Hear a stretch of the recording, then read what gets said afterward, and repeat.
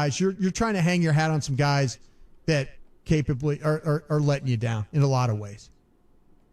A lot of ways. I mean, you invested 2 6th-round picks in safety, and then a guy in Darian Thompson who was a 3rd-round pick of the Giants and was cut. Now, they pulled him today, and then you put your own 6th-round pick, Wilson, on the field, and he's going to give you some physicality out there, but he overran the 50-yard run. You have, as Brad Shams talked about, you're missing your top 2 corners, but who knows how good those guys are anyways. And I mean, you obviously can't help but think about what kind of a difference Byron Jones would make in this defense. And it's one player, but it's the type of thing where it was the front 7 today, Ari. Don't let that fool you. Don't talk about the corners and stuff. Yeah, but it was about the front 7 today. You weren't as good as the 5 blockers and those tight ends that were blocking. A guy had almost 100-yard game on you that he had in a career, in 19 games, had 95 yards. Ernest Johnson. Yeah, Ernest Johnson. In how many games? 19. In how many yards? 95 total. Had 95 yards in this game. Yeah. On 13 carries. They lose one of their best offensive players running the ball, and it doesn't matter. You don't take advantage of that. That's on you. Cowboys lose 49-38 to the Browns, fall to 1-3 on the season. We'll hear from CeeDee Lamb coming up, Zeke Elliott. Plus, how much are you putting on the coaching staff? We'll hear from what Babe Laufenberg had to say at the end of this broadcast. I'm Mike McCarthy. It's all coming up next. Dallas Cowboys football will continue in a moment. All right, Cowboy Nation, really appreciate everybody that's watching, man. Don't forget to hit that like button, share this content. This is the post-game thoughts and the post-game game all together. I really appreciate everybody that's tuning in. Bear with me while I set up everything. Towards the latter part, we will try to open up the phone lines, but collectively, what we do in this type of situation is that we are listening to 105.3 The Fan. Shout out to Brian Broaders and Ari Timken. Respectfully, from 105.3 The Fan. They are the host for that particular show. While I set up everything, yes, this is a horrible loss for us. Yes, we are 1-3 right now, and look for more videos to come out through the week. Just to be transparent with our defense. Defense win championships, and we all know that I'm heavy on defense. Really don't care that much for offense, but we have to look at this thing and say to ourselves, man, this team ain't going nowhere quick right now. And the only thing that we can look at is how this team played. And just to be honest with you all, man, it didn't look good. It definitely did not look good. We got back towards the latter part of the game. One can argue and say, yeah, those were our empty calorie stats or garbage time. Yes, you can look at those things, but when you pay attention to the game, man, it just was horrible, because I think that what we lost this game is from momentum, right? We can say about that. We lost this game due to stupidity. We can say that, because I shouldn't be right. I should never be right when I call these type of things. I shouldn't be right about Darian Thompson. I shouldn't be right about a Terrence Steele. I shouldn't be right about the way our secondary play. We shouldn't be sitting here from our couches being right, because you know for sure the opposing team, those guys are getting paid millions and millions of dollars to be right, right? Let me know if I'm lying, right? Those guys are getting paid millions of dollars, hundreds and thousands of salaries for, dare I say, the coaching staff for the opposing team. So we're going to have to worry about this, man, going down the line in the future. But at the same time, this team, we will have to iron out some things. Let me see if 80 proof, Tito's him. It's still on commercial break. Really appreciate everybody that's tuning in.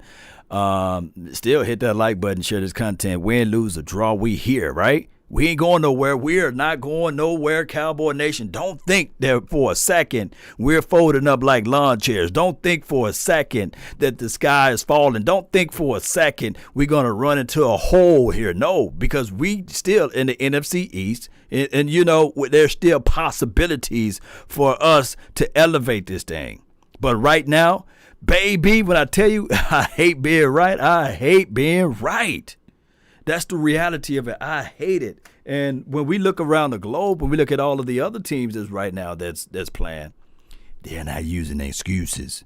They're not sitting there saying, hey, by the way, it's COVID, it's pandemic. it's this guy, it's that guy. No, they lacing them up, lining them up, and saying, okay, my objective is to destroy you. I'm not going to take it lightly against you. Let me know if I'm lying, right? Really appreciate Jessica. Thank you for tuning in. Shay, really appreciate you. For those who was with us for the 3-hour stream, really appreciate my dog, Big Game, James Scott Walker. Still, hey, we still grinding, though. We can't stop the run. Big D's 83. Yeah, it's much more to do with that, too, that we can't just not only stop the run, but we can't stop the pass. It looks like whatever the team's strong suit as it relates to the offensive side of the ball, they can take advantages of it. If they are a passing team, they can pass on it. If they're a running team, they can run on us. So we're not stopping nothing right now. Hear of all of your and Cowboy fans, look. We got to hold the owners accountable. We do. We got to hold Jerry Wayne and Stephen Jones accountable. We got to reach out to them all this week and tell them, continue to tell them, hey, we need help. We need players. We don't have the talent. Regardless of the situation, you guys are getting paid millions of dollars. So if it's a Earl Thomas, bring him in. If your guy want to take a knee or not take a knee, Eric Reed, bring him in. Don't worry about political. Leave politicals and politics where it's at. If he want to get on 2 knees, bring him out. Because right now, I would rather have a guy getting on 2 knees, 1 knee, 3 knees, if he can find one, than us losing every weekend 49 to pretty much 30, you know? So we need guys, right? We need people that can make plays. Unfortunately, Darian Thompson, my dog Xavier Woods, not that guy. We need to bring in a Snack Harrison. We need to, for crying out loud, I know it could be just for a cup of coffee, but call Clay Matthews. Somebody that can get to the quarterback. This quarterback was flawless. And this is not the greatest offensive line in the world. Bill Callahan is not running the greatest offensive line in the world. Stop pitter-patting around and get some people out there that can play. 41 of 58, 502 yards and 4 touchdowns. He has 3 consecutive games of at least 450 yards. He's the first quarterback in NFL history with 3 consecutive 450-yard games. But the Cowboys are 1-2 in those 3 games and 1-3 overall. Brian Broadus attempted with you on the Dallas Cowboys postgame show. Brought to you by Papa John's. Better ingredients, better pizza. Papa John's, our friend Bobby Belt from NFL Network, letting us know the Cowboys have run 7 offensive plays while leading this season. 7 plays with a lead. Plays. Not drives, no, plays. Yeah. Plays. You got to, like I said, there's nobody's magically going to come walking through that door, defensively.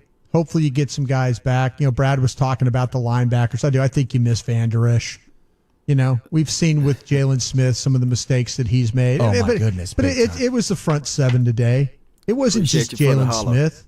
And again, Tank is going to stand up there and talk and, I don't think says, Will McClay, Stephen Jones, he's right. or Jerry Jones have an eye for defensive. It's you physically talent. Got beat up. You don't get GM. off blocks. You didn't get to the ball. There were brown jerseys covering white jerseys all day today in that run game. And you allowed some journeyman backs to have success running the football against you today. So. You got what you deserve. 40 carries, 307 yards. I love it. It's made even more remarkable by the fact that there were 0 100-yard rushers for Cleveland. Oh, yeah. And you've got a defense. Didn't matter who it was running that ball. No. So, going into the season, who would you have said was the most important player for this Cowboys defense? Would you say Leighton? Or would you have said Tank Lawrence? I would have said Leighton. I really do believe that a lot of the problems that they're having is because of Leighton not being in there. And I think the communication problems they had, some of the lining up problems they had, I think accountability problems. You just didn't have a lot of talent on defense anyways. Yeah. So you lost one of the main pieces of talent you had on defense. Yeah, maybe Leighton Vander Esch, when instead of it being a 9-yard gain today or an 8-yard gain or 11-yard gain, it was only going to be a 3-yard gain. You just didn't point of attack tackling. I just don't see anybody getting off. And I worried about that, and I should have picked Cleveland. I just thought that Dallas would find a way to, if it came down to who the better quarterback was. but they never made the other quarterback have to play. I keep saying that, but he was not a factor. He didn't have to play for them to win this game today. 165 yards passing for Baker Mayfield. How about that? How about all the points they got, and he threw for 165 yards today? That's it. If you're Dak Prescott, you're thinking, man, why can't I do that? Why can't I get a – but they put up a ton of points. I think there's only like 4 or 5 teams in NFL history that have done that. I think some of them Russ Wilson teams back in the 2012, I think he did it one time. 877-881-1053, 877-881-1053. Tyson's calling in from Dallas. Go ahead, Tyson. You're on the Dallas Cowboys postgame show. Yeah, for the last 20 years, we've been expected to accept this mediocrity that they trot out on the field every year. Mm-hmm. I'm tired of making mistakes. We're supposed to fall in line like a bunch of sheeple and just accept this stuff. What are you upset about? What are you upset about? This team's undisciplined. It's not well coached. Okay. Way too predictable. Wait. Predictable on offense or defense? Offense, I think, personally. They make mistakes. That cat threw for 500 yards today, didn't he? That cat threw for 500. He threw for 450 last week. The offense ain't your problem, bro. Yeah, your offense ain't your problem right now. Unless they turn over the ball. Appreciate the phone call, Tyson. Calling it at 877-881-1053. I mean, you could certainly have question marks about the Cowboys' play calling, but they're averaging over 30 points a game. I don't care how you get there. You average 30 points a game. Yeah. You're doing something right. Yeah. I mean, he's finding a way to get guys open. I mean, I was throwing dirt on Dalton Schultz. He's making plays down. I mean, my gosh. Yeah, he's become a viable target for their passing. The problem with the offense is they turn the ball over. Yeah, that's the problem. The story of the 1-3 Cowboys is they turn the ball over and they can't play defense. I wasn't mean to that guy, was I?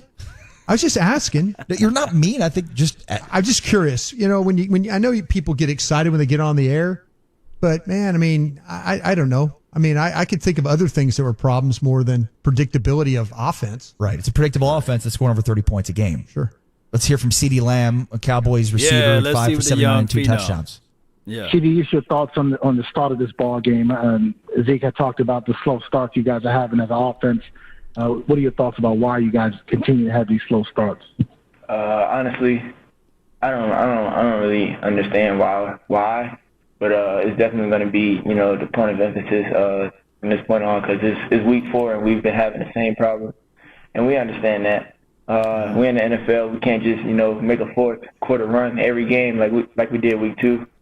Granted, we had a great run this game, but I mean, obviously with the slow start we had, kind of slimmed our chances down. CeeDee, what are your thoughts on how Dak played today? Obviously threw for over 500 yards again. Just like someone would look at the numbers and say, man, he's just throwing the ball over the field, but you guys are down. Just your thoughts on how he played. Dak, definitely, he's continuing to put together great numbers, distributing the ball to all the receivers that we have here, and obviously getting the running backs and tight ends involved also. So he's been very consistent to this point, but I feel like there's a lot better. I feel that he can do better, and I feel like as a team overall, as an offense, I feel like we can do better to help him boost his numbers even more, and we got to contribute to the win. He can have the great numbers all he wants, but that's never really satisfied us, especially coming from a game that didn't end in our favor. So just going into next week, we just gotta go in with a different mindset. Hey, CeeDee, you obviously, you're coming from a college program where, maybe you lose 1 or 2 games in a season. How do you deal with that from a mental perspective, knowing that, you can lose 3 games in 4 weeks in the NFL? It's a tough pill to swallow. As you said, coming from a college that don't really lose much, and here we don't lose much also, but just the first 3 games that we've lost has all been on us, and it's kind of myself. I'm tough on myself. Never really satisfied, and obviously we didn't get the job done. It's just, man, it's a long season. A lot of people will say it, but I mean, it goes to 17 games, and we only at game 4. So a lot of things can turn around. We can only focus on our next opponent, and then take care of our division. There's CeeDee Lamb of the Dallas Cowboys, who had his first 2 touchdown catches of his career in a 49-38 loss to the Cleveland Browns. Ari Temkin, Brian Broaddus with you. Really good player.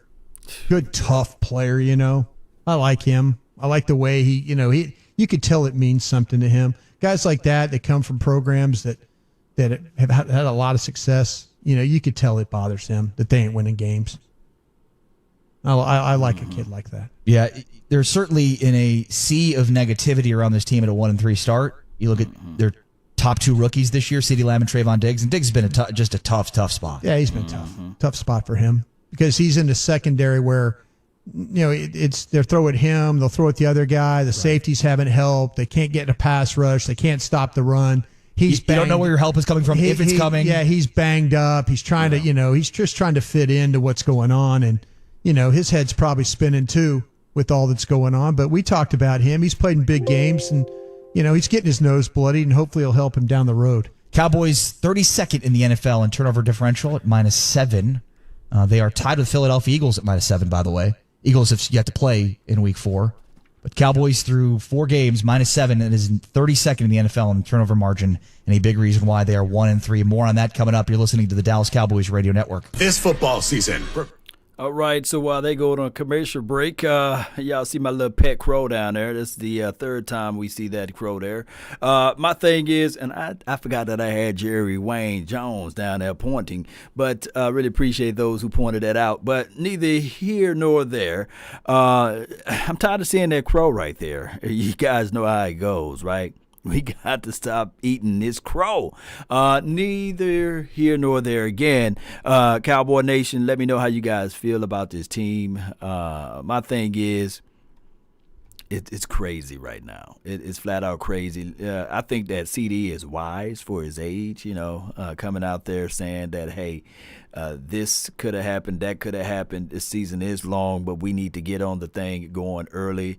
I think that we really need to help things out. Dallas the Great says, Law, I remember y'all hyped up Worley. My thing is, I think that Worley is a better safety than he is at corner. I think that any guy that got slow hips right there and not that fast in speed, and you're facing Odell Beckham, I think that Odell Beckham would win, right?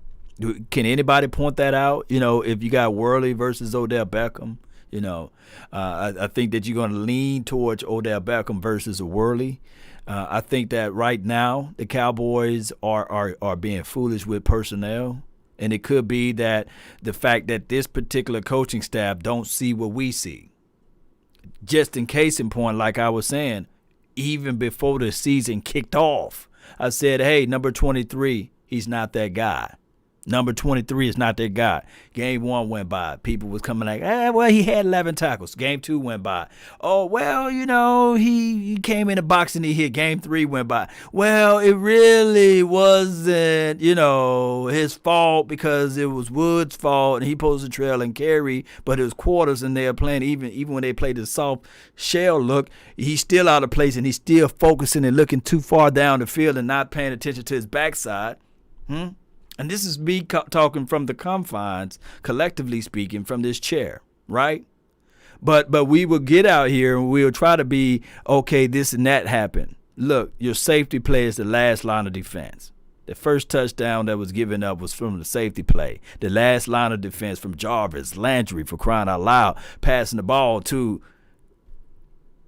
number 13, Odell Beckham.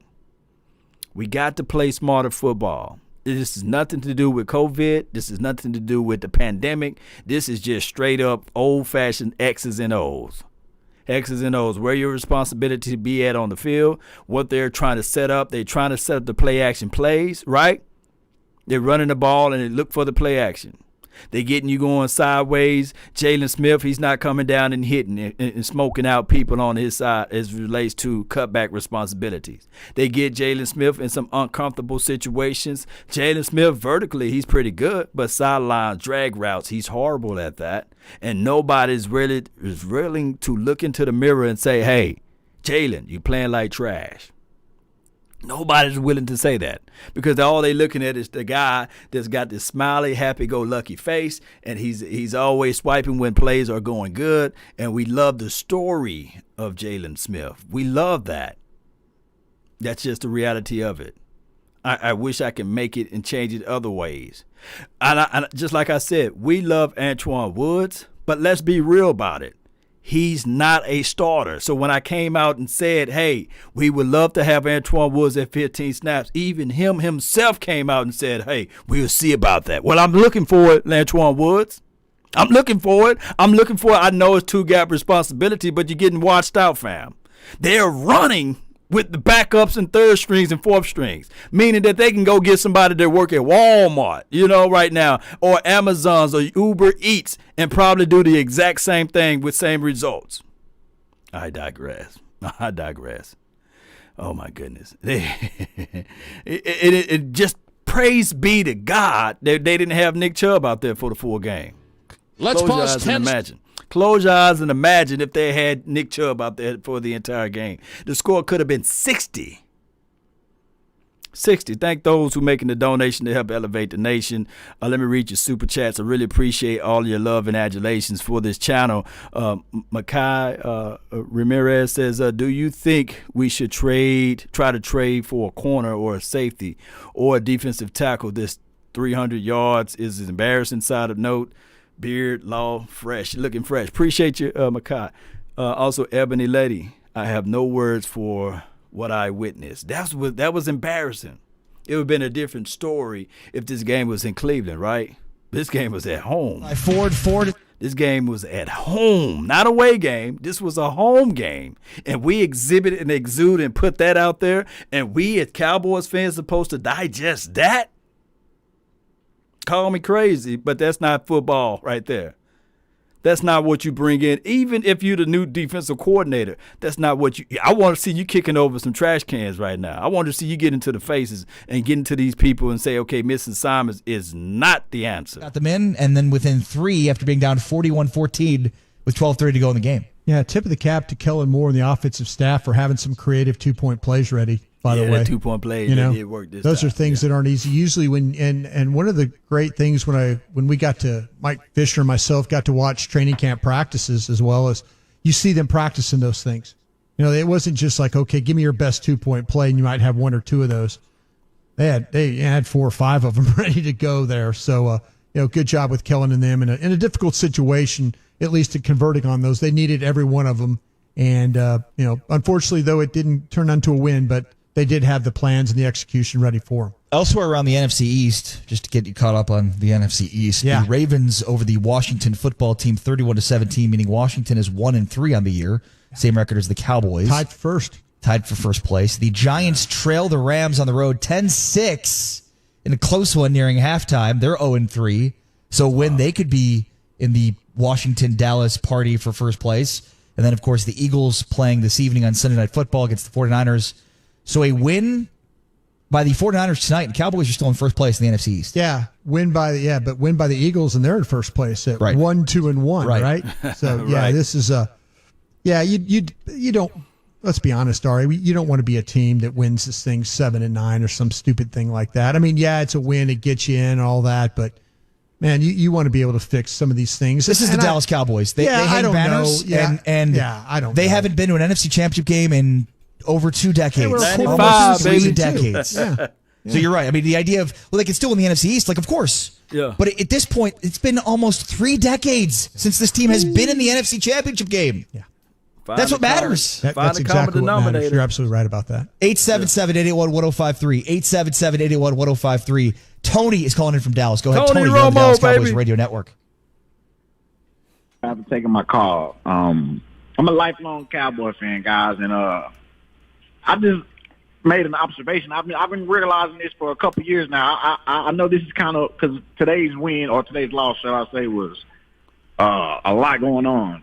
Okay. But I've been a Cowboy fan since the beginning of time, since the '90s. And when are we ever going to when are we ever going to value safeties, guys? You look at all the safety, you look at all the Super Bowl winning teams that you can think of. They had quality safety play, quality defense. He did some homework. Yeah. The Cowboys, we do not value safety or interior D line, in my humble opinion. Okay. That's Tony. That's where I'm going to focus with you. I think I agree with you. The safety part of it, I get. That's year safety long and thing. defensive We've tackle. talked about that. It's what it is. I think you lost Not this one today. 3-10. Your front seven.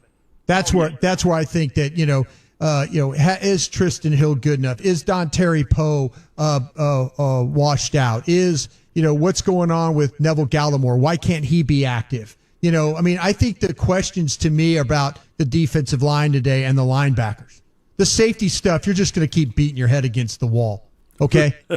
So I think the front seven stuff is really where you need to focus your stuff today. It's an asset issue, right? You cannot, as a football team, devote all assets all over the field. You have to prioritize assets and where you're going to put them in terms of draft capital and money in your salary cap.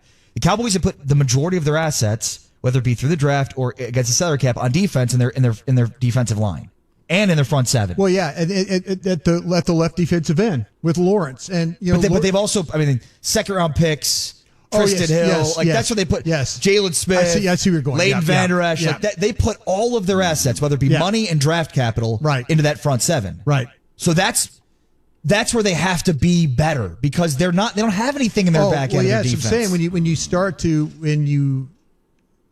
when you have to go out and get guys like McCoy, and then you have to go. Think about this. Right. Malik Collins was a third round pick to play, and he just let him go. He wasn't good enough to get an extension and stuff. So, you've invested draft picks in defensive linemen that aren't here anymore, and then some guys that just haven't played up to the level of what they are at. 877-881-1053. You can call or text that number to get on the postgame show. Cole is calling in from Fort Worth. Go ahead, Cole. You're on the Dallas Cowboys postgame show. Hey, how's it going, guys? What's going on, Cole? Hey, Brian, who was that first caller that wanted to blame the offense for this? Oh, it's okay. Well, let's not point fingers. I know you got something good to say. Go ahead and say what you got to say. Brian, I'm with you. I'm ready to fight anybody that wants to blame this offense, man. This is Tony Romo all over again. Sure. It's Tony Romo all over again. The guy's got to throw for 450 yards and multiple touchdowns just to have a fighting chance. My question for you, Mr. Brian. Yeah. How do we get to where everybody's calling for Mr. Earl and Earl this and Earl that? Is that guy going to come in and really fix this? They cut him. Oh, I'm sorry. We lost you there for a second. They cut him. Oh, there you go. There you go. Come on. Go ahead. Yeah, you're going to spend more money on Earl Thomas to come in here and not really fix the problem. You're spending that money on Earl. That's the way I see it. Okay. So you're going to spend more money to bring in Earl Thomas to do what? I just better don't than think Darian Earl Thompson. is going to be the fix to this, and obviously there's a safety issue, and obviously there's a misevaluation of talent as well, and you've mentioned that as well. Yeah. Come on. Don Terry Poe, as the general would say, is get him, Brian, get him completely washed. Yeah. But is there accountability? Is there an accountability issue with this defense? Then, is there an accountability issue? I don't know. Okay, see, that's your Earl Thomas fix. Because Earl Thomas, I think, would make you accountable on defense. I thank you for the call, though. There you go. I thank you for your thoughts. So you're advocating No, I'm just saying, if you want to say how Earl Thomas could fix this, maybe Earl Thomas as a veteran player. Or does he add to your accountability issues? Well, he might just piss everybody off enough that you have problems. But he is Eric good Reed the out wars. there. Yeah, he is it could good be through worse. the football wars. Right. Maybe that's what I'm saying with Tank. It's about accountability. Soft. True. Accountable. Those are words I heard him say this afternoon, excuse me. And isn't that his responsibility as leader of the defense to hold guys accountable? Yeah, that's the whole thing with the hot boys and all that stuff like that. That was kind of a neat little thing they had going, and they've done some great work on and off the field. But to me, this is about looking at yourself and saying, we just allowed a team that we knew was going to run the football to run for 300 yards. When you knew to make that guy one-dimensional at quarterback, and you couldn't do that. You couldn't get off the field on run defense. 877-881-1053. Jose is calling in from Waxahachie. Go ahead, Jose. You're on the Dallas Cowboys postgame show. Come on, go with it, Jose. Jose. All right, let's go to Efren in Cali. Go ahead, Efren. You're on the Dallas Cowboys postgame show. Yeah, I just wanted to prove 2 points. The off just fine in my opinion. Okay. It just sucks that they have to be basically perfect in order for them to even stay in a game. And then as far as the whole, I was expecting a lot better from our defensive line than we have in the first 4 weeks. Really hoping by the defensive line, the back issues that we have. Mm-hmm. And yes, Earl Thomas would make a big difference, even with those problems that we do have at corner, because these safeties seem to be looking always at the quarterback instead of the guy running right past them. Yeah, I think today with the corners were struggling more than the safeties. I think there was some angle problems they had. They had to replace Thompson, though. That was bad. He just, and to his point, hey, listen, Earl Thomas, guys, there's so many issues that teams know about now with Earl. So what happened earlier this week with Earl Thomas? He went to Houston. Yeah, they talk about, he was going to sign. Well, he was in the protocol stuff. They couldn't get the protocol things to all line up. But I have a feeling what happened is you had Bill O'Brien, who is the head coach, basically general manager, 0-3, trying to kind of stir things up sometimes. And then once their team started getting some more information about him, it's like, well, maybe we should back up here. And I think it was like what I got from the Houston organization was the fit wasn't there. And fit. And what's the Houston record right now? They could have used a safety today, I guarantee you. What's the Houston record? What's the Houston record? People better stop playing this political football and get some players out there.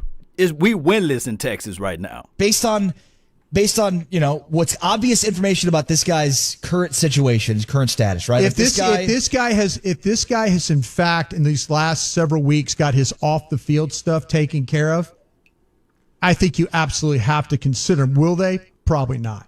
877-881-1053. Andre in Shreveport. Go ahead, Andre. You're on the Dallas Cowboys postgame show.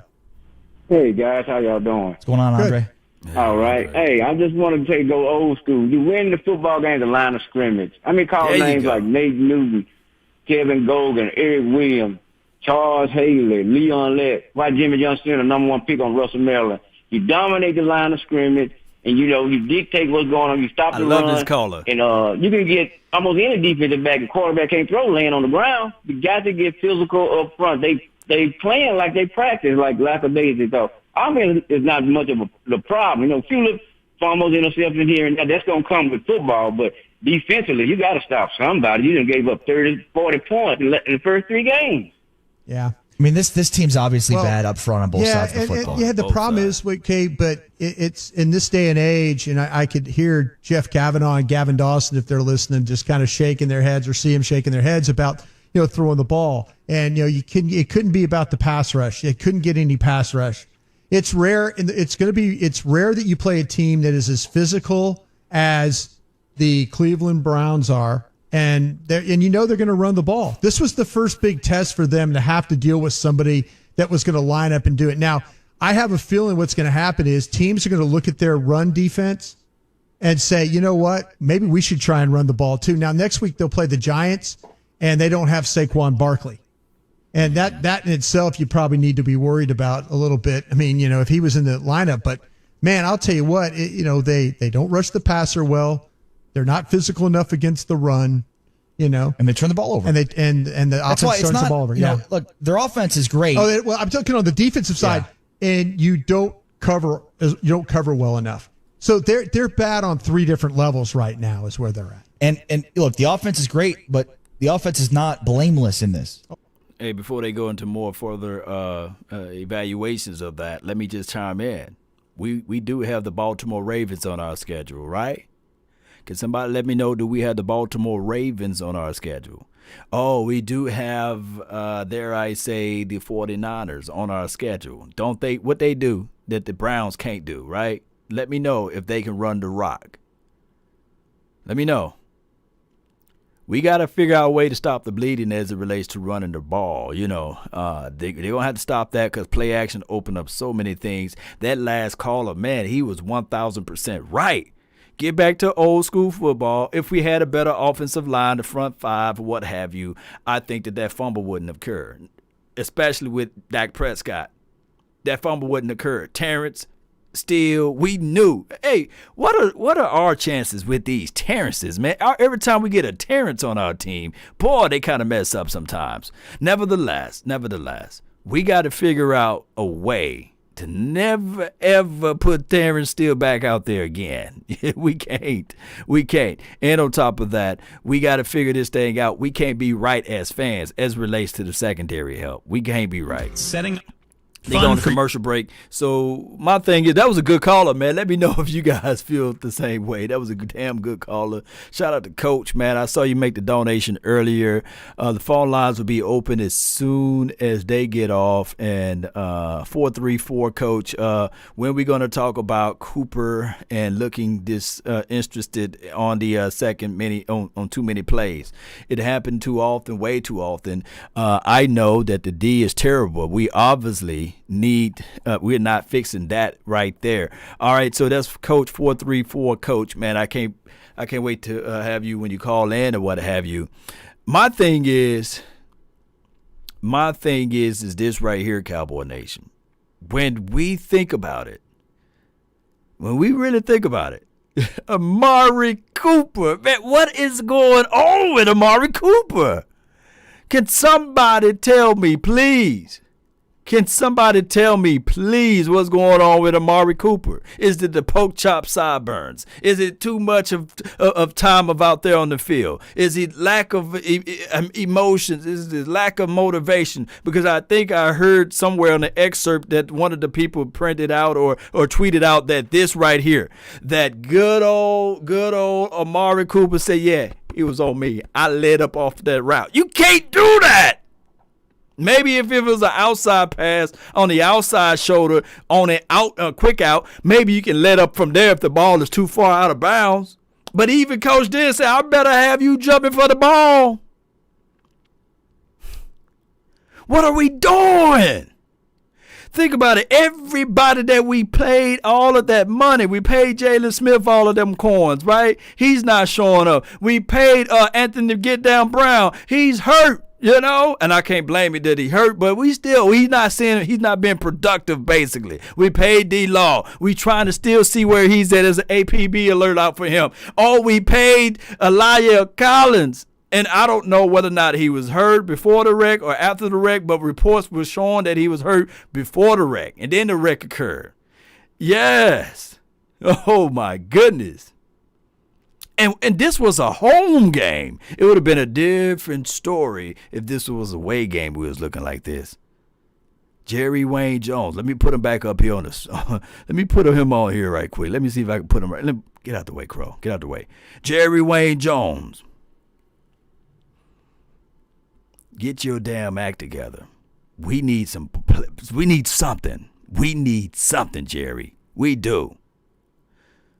Who's going to be bold enough? Who's going to have the cojones to say, hey, this team is not good when he goes on the radio? Huh? Who's going to call him out? Because at this point, we need some help. Oh, my goodness. Let me put the Crow back up there. I'm tired of seeing the Crow. I don't want to see the Crow next week. I better not have to eat this Crow next week. I better not have to eat this Crow next week. Vegas, cut Dantari Poe. He is pathetic. Vegas 7. At this point, at this time for your mind, I will say this right quick, that right now it's a disappearance. I know it's a two-gap situation, so his job is not to penetrate to get upfield. But dog it, can we at least see him make some type of play out there? We got to at least see something from number 95. I'm at this point, if I'm Jerry, if I'm Stephen Jones, I'm calling David Irvin. And matter of fact, I got some bags for him. You know what I'm saying? And I'm talking about the kind that you can roll. And I'm calling him up saying, hey, come on down here to Big D. We need you. Because now we can play him at 3 tech opposed to a Tyrone Crawford. He can keep Poe at 1. Law, it seems as if, though, football has taken a backseat. Branding. This is from Keith. Yeah, shout out to you, fam. Shout out to you. Shout out to you, Sally. Really appreciate you as well and all of the mods. I really appreciate you so much. And thank you so much for the $5 donation super chat. Jerry Jones is a robot. He is the only one here. Here's what the program is all about. Yes, face it, Cowboys fans. This just plain out suck. Yeah, I see you, Joe. It is what it is. Poe is a fat slobbers from Brian Bradford. Yeah, it's one of those things. Let me see if they made it back. But don't think that just because I'm talking ill of these players that they can't turn it around. But I'm mad right now. I'm upset and I'm furious right now of what I'm seeing out there on the field. I don't want to lie to kick it to you guys. I just got to give you guys the truth. Put a pretty tasty spin on it. Ari Temkin, Brian Broaddus with you on the Dallas Cowboys postgame show. As the Cowboys fall to the Browns 49-38. We'll get to your phone calls in a moment. And by the way, if you are calling in and trying to get in the postgame show, Schultz do look good, though. Shout out to my dog, whoever said that, man. Put it again so I can read your name. Schultz do look good. I like Schultz. I try to throw dirt on him, too, just like Brian Broaddus said, but he's showing good. But if we aren't able to get through to all of your calls, it'll be Chris Arnold and Will Chambers after us on the post-game show on the flagship station of the Cowboys, 105.3 The Fan. Towards the end of the broadcast, Brad Shad, Babe Laufenberg talking about reflecting on the 1-3 Cowboys. And here is Babe Laufenberg talking about the Cowboys coaching staff and coaching situation. Babe, Mike McCarthy now too, Brad. This whole coaching thing, he may want to rethink it. He's now in his last 19 games. He's 5-13-1. He's come on the field 19 times. Last 19 times, he's won 5 of them. I think that I'd go back, do my Green Bay thing, sitting with some other coaches on Monday and watch other teams' film and critique it and come up with some analytics and some stuff you might like to try if you ever get back into coaching. But clearly he came back a year too soon. I'm being facetious here, folks, just so you know. He might not be having a good time right now. So there you go. There's Babe. He does mention he's being facetious, but basically saying this is a guy that's not won a ton and that he sat in his room in Green Bay and broke down film. And Babe, the quote there is maybe he should have spent another year doing that. Yeah, Babe did say that, didn't he? And the facetious part, but I think Babe was saying that, and I think Babe really honestly meant that. So, yeah, that's one of the things, when you put it out there, you put it out there. But, yeah, I think with McCarthy, I think that the thing that I think when he looks at this, he sees the amount of things that they're trying to work on during practice. Zeke Elliott came out and said, hey, it was a great week of practice we had and all that. But players are going to say that, but even McCarthy's talked about, hey, we've used too much time to have things like this happen. And, I'm sure when they get through their practices and stuff like that, they kind of watch the tape. And heck, I remember under the Jason Garrett administration working for DallasCowboys.com and getting watched practice. They had a lot of times where they had to run plays over. They had to do things over because they had mistakes, and the players were not doing what they needed to do. But, it seems like to me they corrected some of the mental mistakes that they had. This week, I think it was more physical. Right. It was a lot more physical. I think that's. True. I think plugged up one hole in the dike. Yeah, and another one starts sprouting water. I think Mike McCarthy was really. I think the thing that was so disappointing to him is the fact of how his team played against a team that they knew they were going to run the ball. That's Cleveland's MO. That's what they are now. Kevin Stefanski, we talked about it in the pregame show, right. Ari.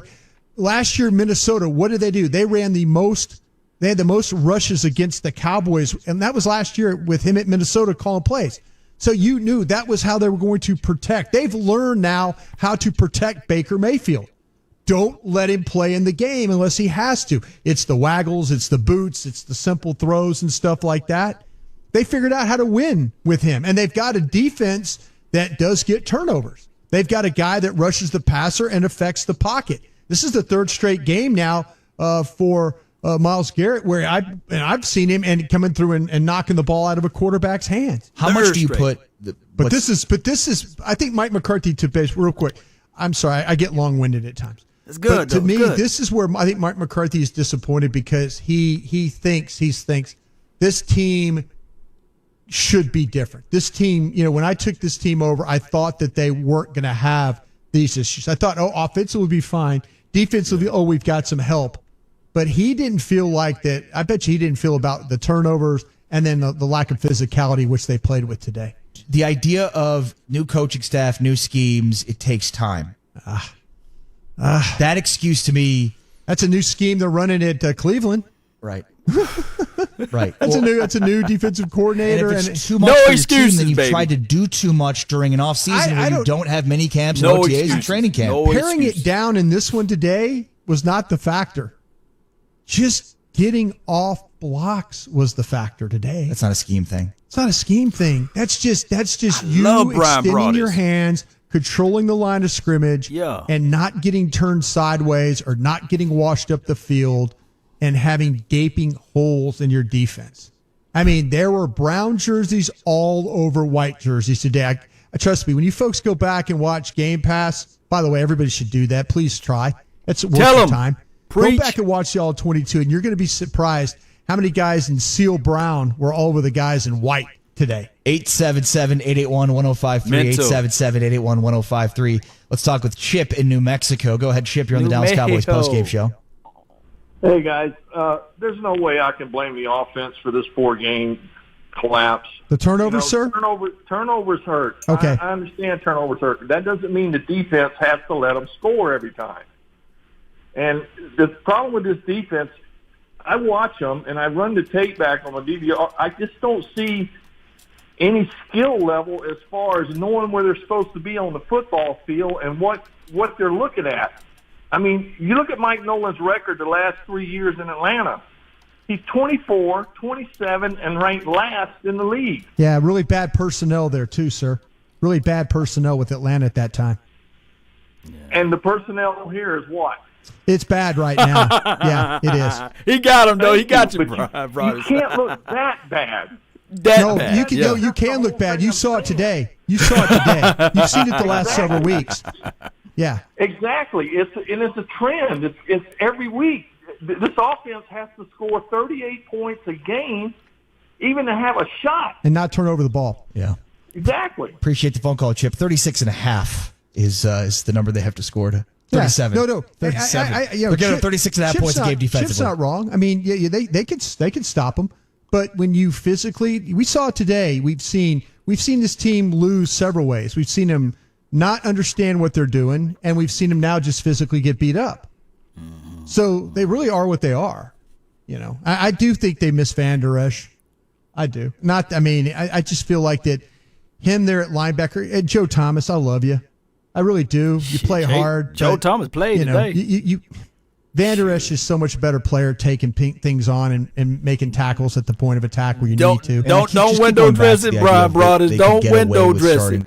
Don't window dress it right now. Look, Cowboy Nation, and I love Brian Brothers. Everybody know I love him, right? But Joe Thomas played today. Let's call a spade a spade. Right now, would you rather have Joe Thomas and LVE or Joe Thomas or Jalen Smith and LVE? I just want you guys to just point that out because I know y'all saw the game. Myles Garrett could eat today against Terrence Steele.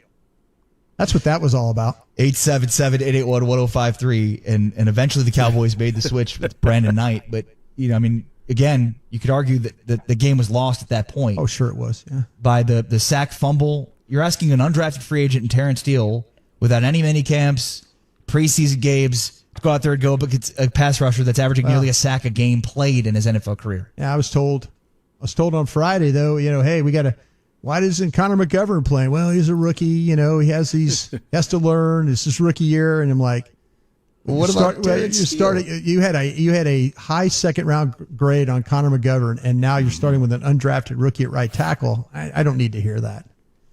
877-881-1053. That is head scratching. 877-881-1053 with Brian Broaddus. I am Ari Temkin. You're listening to the Dallas Cowboys Radio Network. What do you call a group of... All right, Cowboy Nation. Look, trust me, I love my dog, Brian Broaddus. He's a novelist of the game. He's very brilliant of everything. But that one, man, Joe Thomas balled today. I liked what he did today. Now, Jalen had his warts or what have you. Let me see. I got my brother over here calling me. Ryan, you're live on the Nation. What's good, fam? Oh, I ain't know I was out on the Nation, man. I was just going to tell you about my text message I sent you on Thursday, man. What did you say? I told you was going to happen, man. Yeah. You live. Tell people what you sent me there. Hey, I told you, man, you got to worry about establishing the trenches. The Cowboys got to realize that people are going to come at their heart. Not the talent they have, but the mentality that they have. And that's exactly what Cleveland did. They said, if we can establish the running game, beat them in the trenches, and allow them boys to play from behind and let our ends get them, we gonna win the game. And that's what they did, man. They ran the ball, and it's all about y'all defense is skinny, they're weak, as far as, beating up the offensive linemen. So they got ahead, they kept running. 9 yards per carry is terrible. You shouldn't allow that in any type of defense. But 9 yards per carry is a mentality, man. Yeah, let me preface the table for everybody, man, so that people will not understand. Well, people can understand where you're coming from. You are not a Cowboys fan, for one, so you watching this game objectively, and you're just pulling out what's going on at face value. So go ahead and break down the game some more. Oh, so other than that, man, I just seen, first and foremost, no leadership on the defensive end.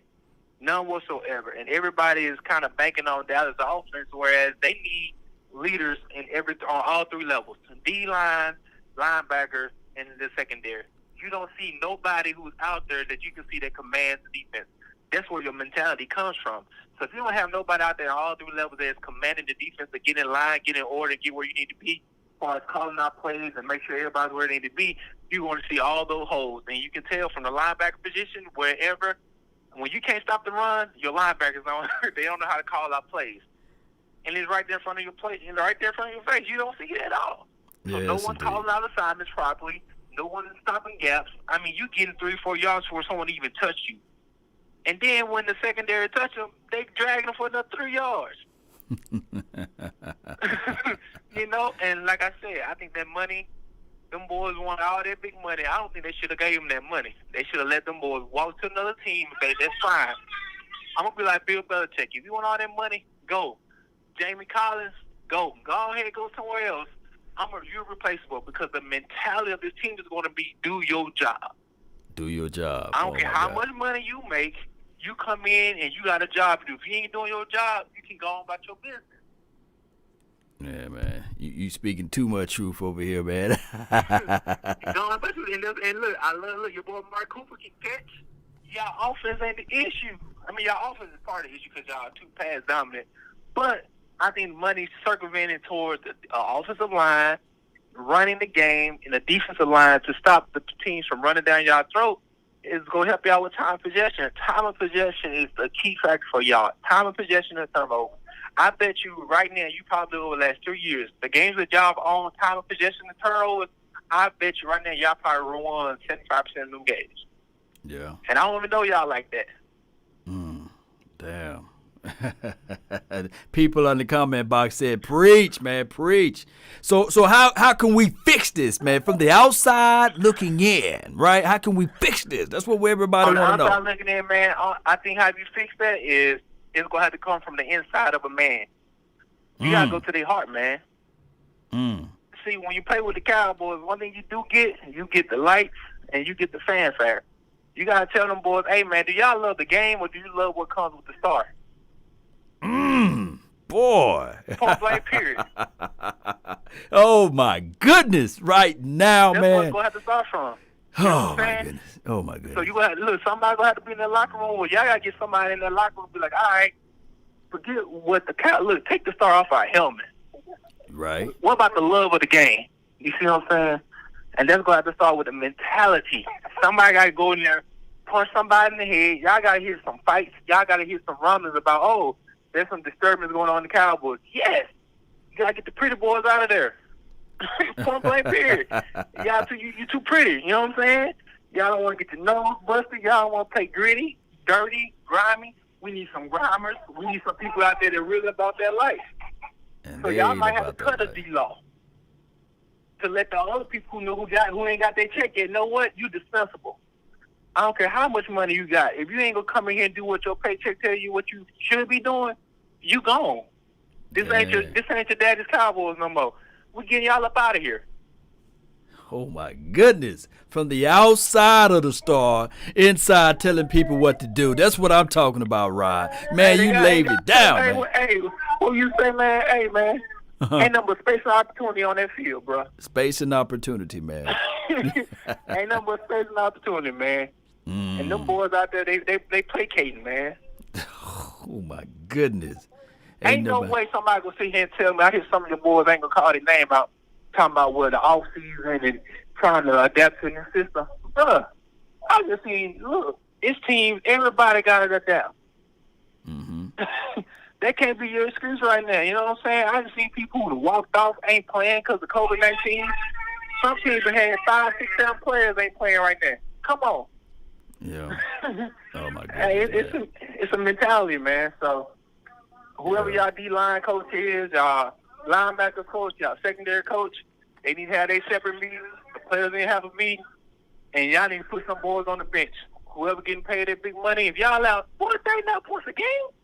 Man, I'm sending all y'all butt down. I'm getting some boys off the practice. Hey, off the practice. Hey guys, I know y'all want to play. That was sad, man. That game reminded me of the Eagles game last year. When them boys were running that game and just getting tackled in the Buffalo game too last year. Damn. Man, you calling it out, man. I can't even have no rebuttal, man. Man, I really appreciate you for calling in, bro. Right, really man. do, man. Well, peace, love to y'all, man. And look, hey, y'all got to find a way to tell, look, the offense, hey, we got to slow it down.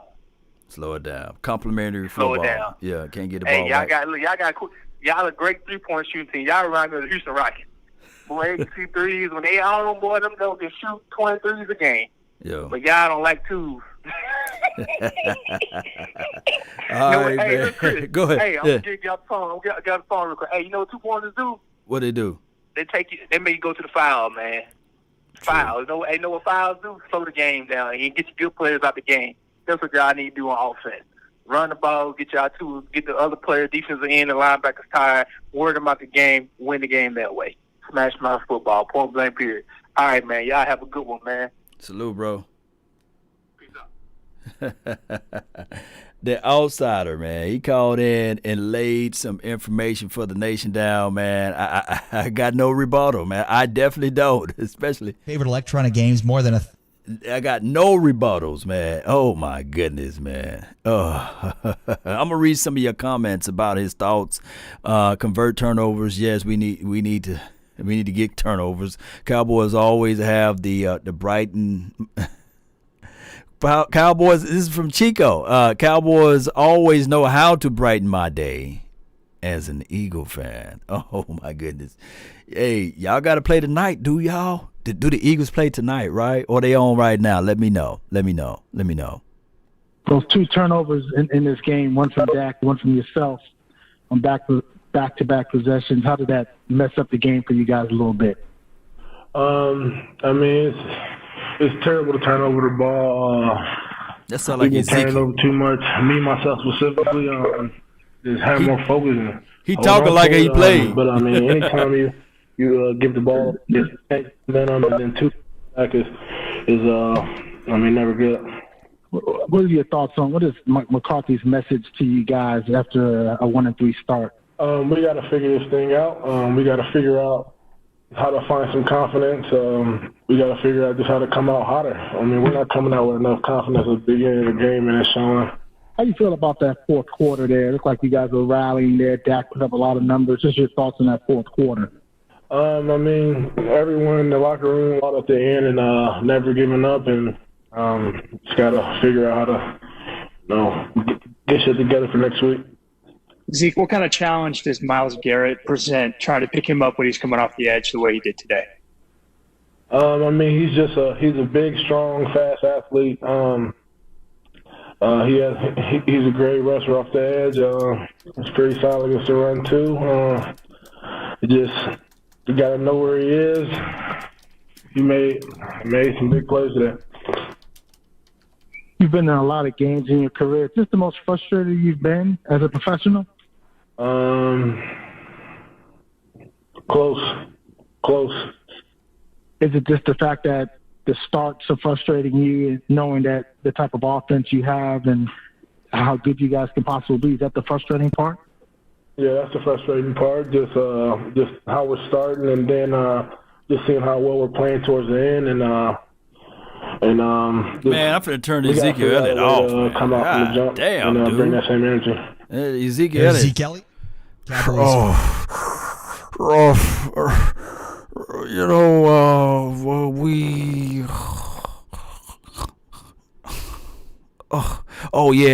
were supposed to run the ball, And I fumbled and I didn't, but I thought I had the ball. Oh.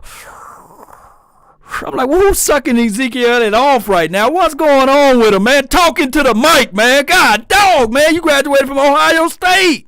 Come on, man. You the running back for the Dallas Cowboys. You can't put sentences together? Come on, Zeke. The whole thing with the start, of a game, and you do wonder about that, when they've had a couple of opportunities to represent come out and maybe yourself build better, a lead, build some momentum. Yeah, they got the ball today. Mike McCarthy, Sean and RJ asked him this weekend on the show, what's your first play? What's your first play? He goes, we're going to be on defense the first play, and sure enough, they go on offense the first, and then they have to punt. So 3 and out. Yeah, 3 and out. So you do kind of wonder, okay, what was missing? Why are you able to kind of put things together when it looks the bleakest for your team? Where's this offensive start that we've seen to at least get out and give your team a 7-0 lead and help your defense a little bit, kind of get their bearings and get ready to try and go protect it, and they just haven't been able to do that. Turnovers and a bad defense. It's a deadly combination that leads to the Cowboys being 1-4. 877-881-1053. Judd, though, he thinks there's another reason why the Cowboys are 1-3. Let's hear from Judd in Dallas. Go ahead, Judd. You're on the Dallas Cowboys postgame show. Hey, guys. So much. Thanks for taking my call. Just real proud to be on the greatest show, and a quick prayer to you guys and anyone's family out there that's struggling. Thank you. Real quick, though, now that that's out of the way, I'm heated. I'm super heated. And let me I didn't want to talk about Earl Thomas, but the last caller got me into it. We don't know anything about Earl Thomas, but one thing. You think the Cleveland Browns can have their second and third round or third string running back without Chubb go almost 300 on us? I don't think so. Earl Thomas could definitely help us out. That's all I want to say about that. Okay. Here's the issue. We're speculating every year the same thing. Same thing. We don't know who to point the finger at. It's obvious, you guys. Nobody can beat the Cowboys except the Cowboys. It's execution. The coach should be able to call the same 4 plays. Sounds stupid, but run the same 4 plays, and the players should execute it, period. Instead, we have people drop the ball on missing a field goal. We got 3 fumbles in the first quarter. We dropped the third down conversion. We dropped the touchdown pass. The players aren't executing, and it's really frustrating. I don't want to give Garrett any credit. All those years we didn't want to give Garrett credit. I don't think it was Garrett. I look back at all those well, Judd, I mean, games we lost. So you're Go saying ahead, you're saying no. I'm sorry, I didn't mean to interrupt you, but you're saying when he would say execution, you were nodding your head approvingly, right? Not at all. We thought it was. So no. I'm asking you because that is a Jason Garrett line that nobody wanted to hear. I definitely and I didn't want to hear it either. Yeah. And now I'm seeing it. He was being very polite. These players aren't executing. They shouldn't. We're seeing it. All these drop passes when they need to convert the third. They go 3 and out on the game. When they need it, they start a run. You can't do that. Okay. You look at the last 16 games. We've only won 5 of them. Mm-hmm. It's his execution, and the only thing about the coach, I think he's doing a great job, but I do take notes on the games. I think this game there was 2 challenges I would have liked him to see. That Zeke Elliott touchdown, that took a big chunk of timeout when he should have challenged it. We had the touchdown. Instead, they just got on it and kept going, and we lost a big chunk of time. Okay. But the only thing else, I want some fire. Every time I see him over there, he just looks just sad. I want some fire because our defense doesn't have any. Okay. And it would be awesome to have him out there just raging, guys. What do you think? Who you talking about left out? Execution is the issue here, Brian Brown. Who need fire? Well, the former ball coach tried to tell you about that. Mm-hmm. He always his big word was execution, and people got to execute. Yeah, how you people doing, didn't want guys? to hear that anymore. They got tired of that. Yeah, we did. And I understand. I'm not trying to beat up on Judd here. I'm really not. But to me, that there's certain things. This team is finding a way each week to lose these games by different methods. Now, the one consistent they've had is when they do turn over the ball, they lose. That's pretty simple. Except the Atlanta game, say what you want, but when they turn over the ball, they're going to lose. That's the one consistent thing that we've seen from this team. But I didn't expect them to get just physically beat up like they did today.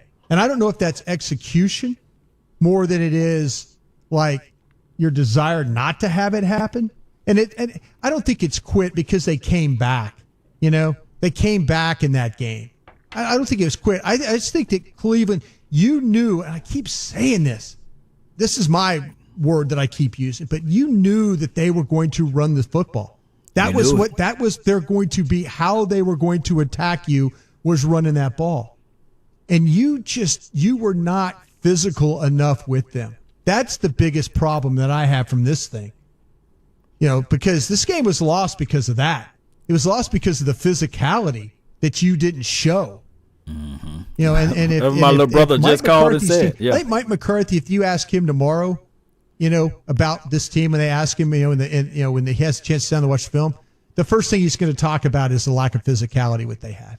Brian brought us Ari Temkin, Dallas Cowboys postgame show. The Cowboys lose 49-38 to the Cleveland Browns. Will they, should they? Earl Thomas plus the player of the game next. Dallas Cowboys football will continue in a moment. All right, so I think that they're going to wrap up that show. Yeah, physicality is the main ingredient. Like my little brother called in, and he don't even watch the Cowboys like that, but he watched this game because it'll probably be the feature game where he's at. And he pointed out the things that we've been saying. And not just by chance. What makes that more valuable is because he's not looking it through the Cowboys lenses, right? He's looking at what he can see. He have no emotions attached to Jalen Smith. He have no emotions attached to D-Law. He have no emotions attached to Darian Thompson, Woods, what have you. And he have no emotions attached to this offensive line. Now, could Dak Prescott, in order for us to win, can he play better? Yes. But damn it, he put up 500 yards. Nobody's blaming Tony Romo when he lost the game against the Broncos that year when he put up 500 yards, right? You look at the last play, yes, it was a fumble, but collectively, when your team put it like this, and I'm from the same mindset, if you put up 30-plus points, you win in that game. Regardless of how you look at it, you're supposed to win those games. And I know that majority of those yards came in garbage time for your mind, but regardless of how we look at this Cowboy Nation, it's not looking good for us. It's not. We got to do better. We got to do better. We do. I'm going to see if they're going to close out. They said something about the player of the game.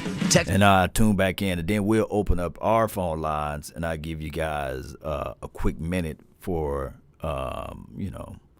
to speak your mind. 1 minute calls. You know how that thing go, right? 1 minute calls. But this game was a very winnable game. Clearly, we can look at this thing and say, man, the Cowboys should be 4-0.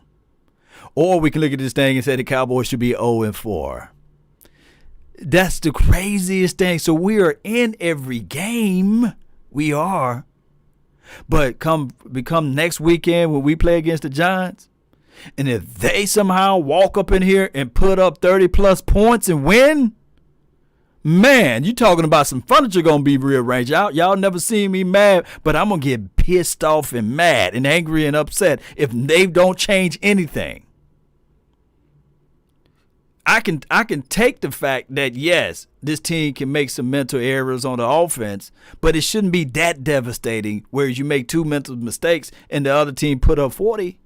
49 at that. Oh, my goodness. The defense can't stop a nosebleed. It can't stop paper cuts that's on their hands, So we got to get better at defense, and all I've been saying is that, hey, we got to fix the front. We got to fix the secondary. We got to fix this thing real quick.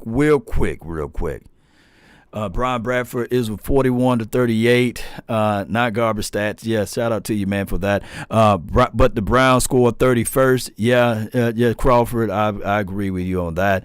But it's still at the same time how they got to the 30 and how we got to the 30. We still got 30. 20 years from now, they're going to look at it and say, man, the Cowboys, man, they on the roll. But the defense can't stop nothing. In your own home, yes, Paul, yes. Got to bring the gas off the top. This is from Always a Lady. Yes. Defense is the problem. Yeah. I think Ray Charles can see. Steven Wonder can see. Hey, man, that defense, man, I saw it. Chris Blunt, law. It's time for Jerry to come out. Let me see the move. This went too fast. Let's see, and forfeit the whole season. Yeah, it's time for him to say something. Erica, she says, sign Earl and trade for an impact defensive player. The 0-3 straight games with turnovers on consecutive drive. Dak, 3 games, multiple turnovers. Yeah, I can say that.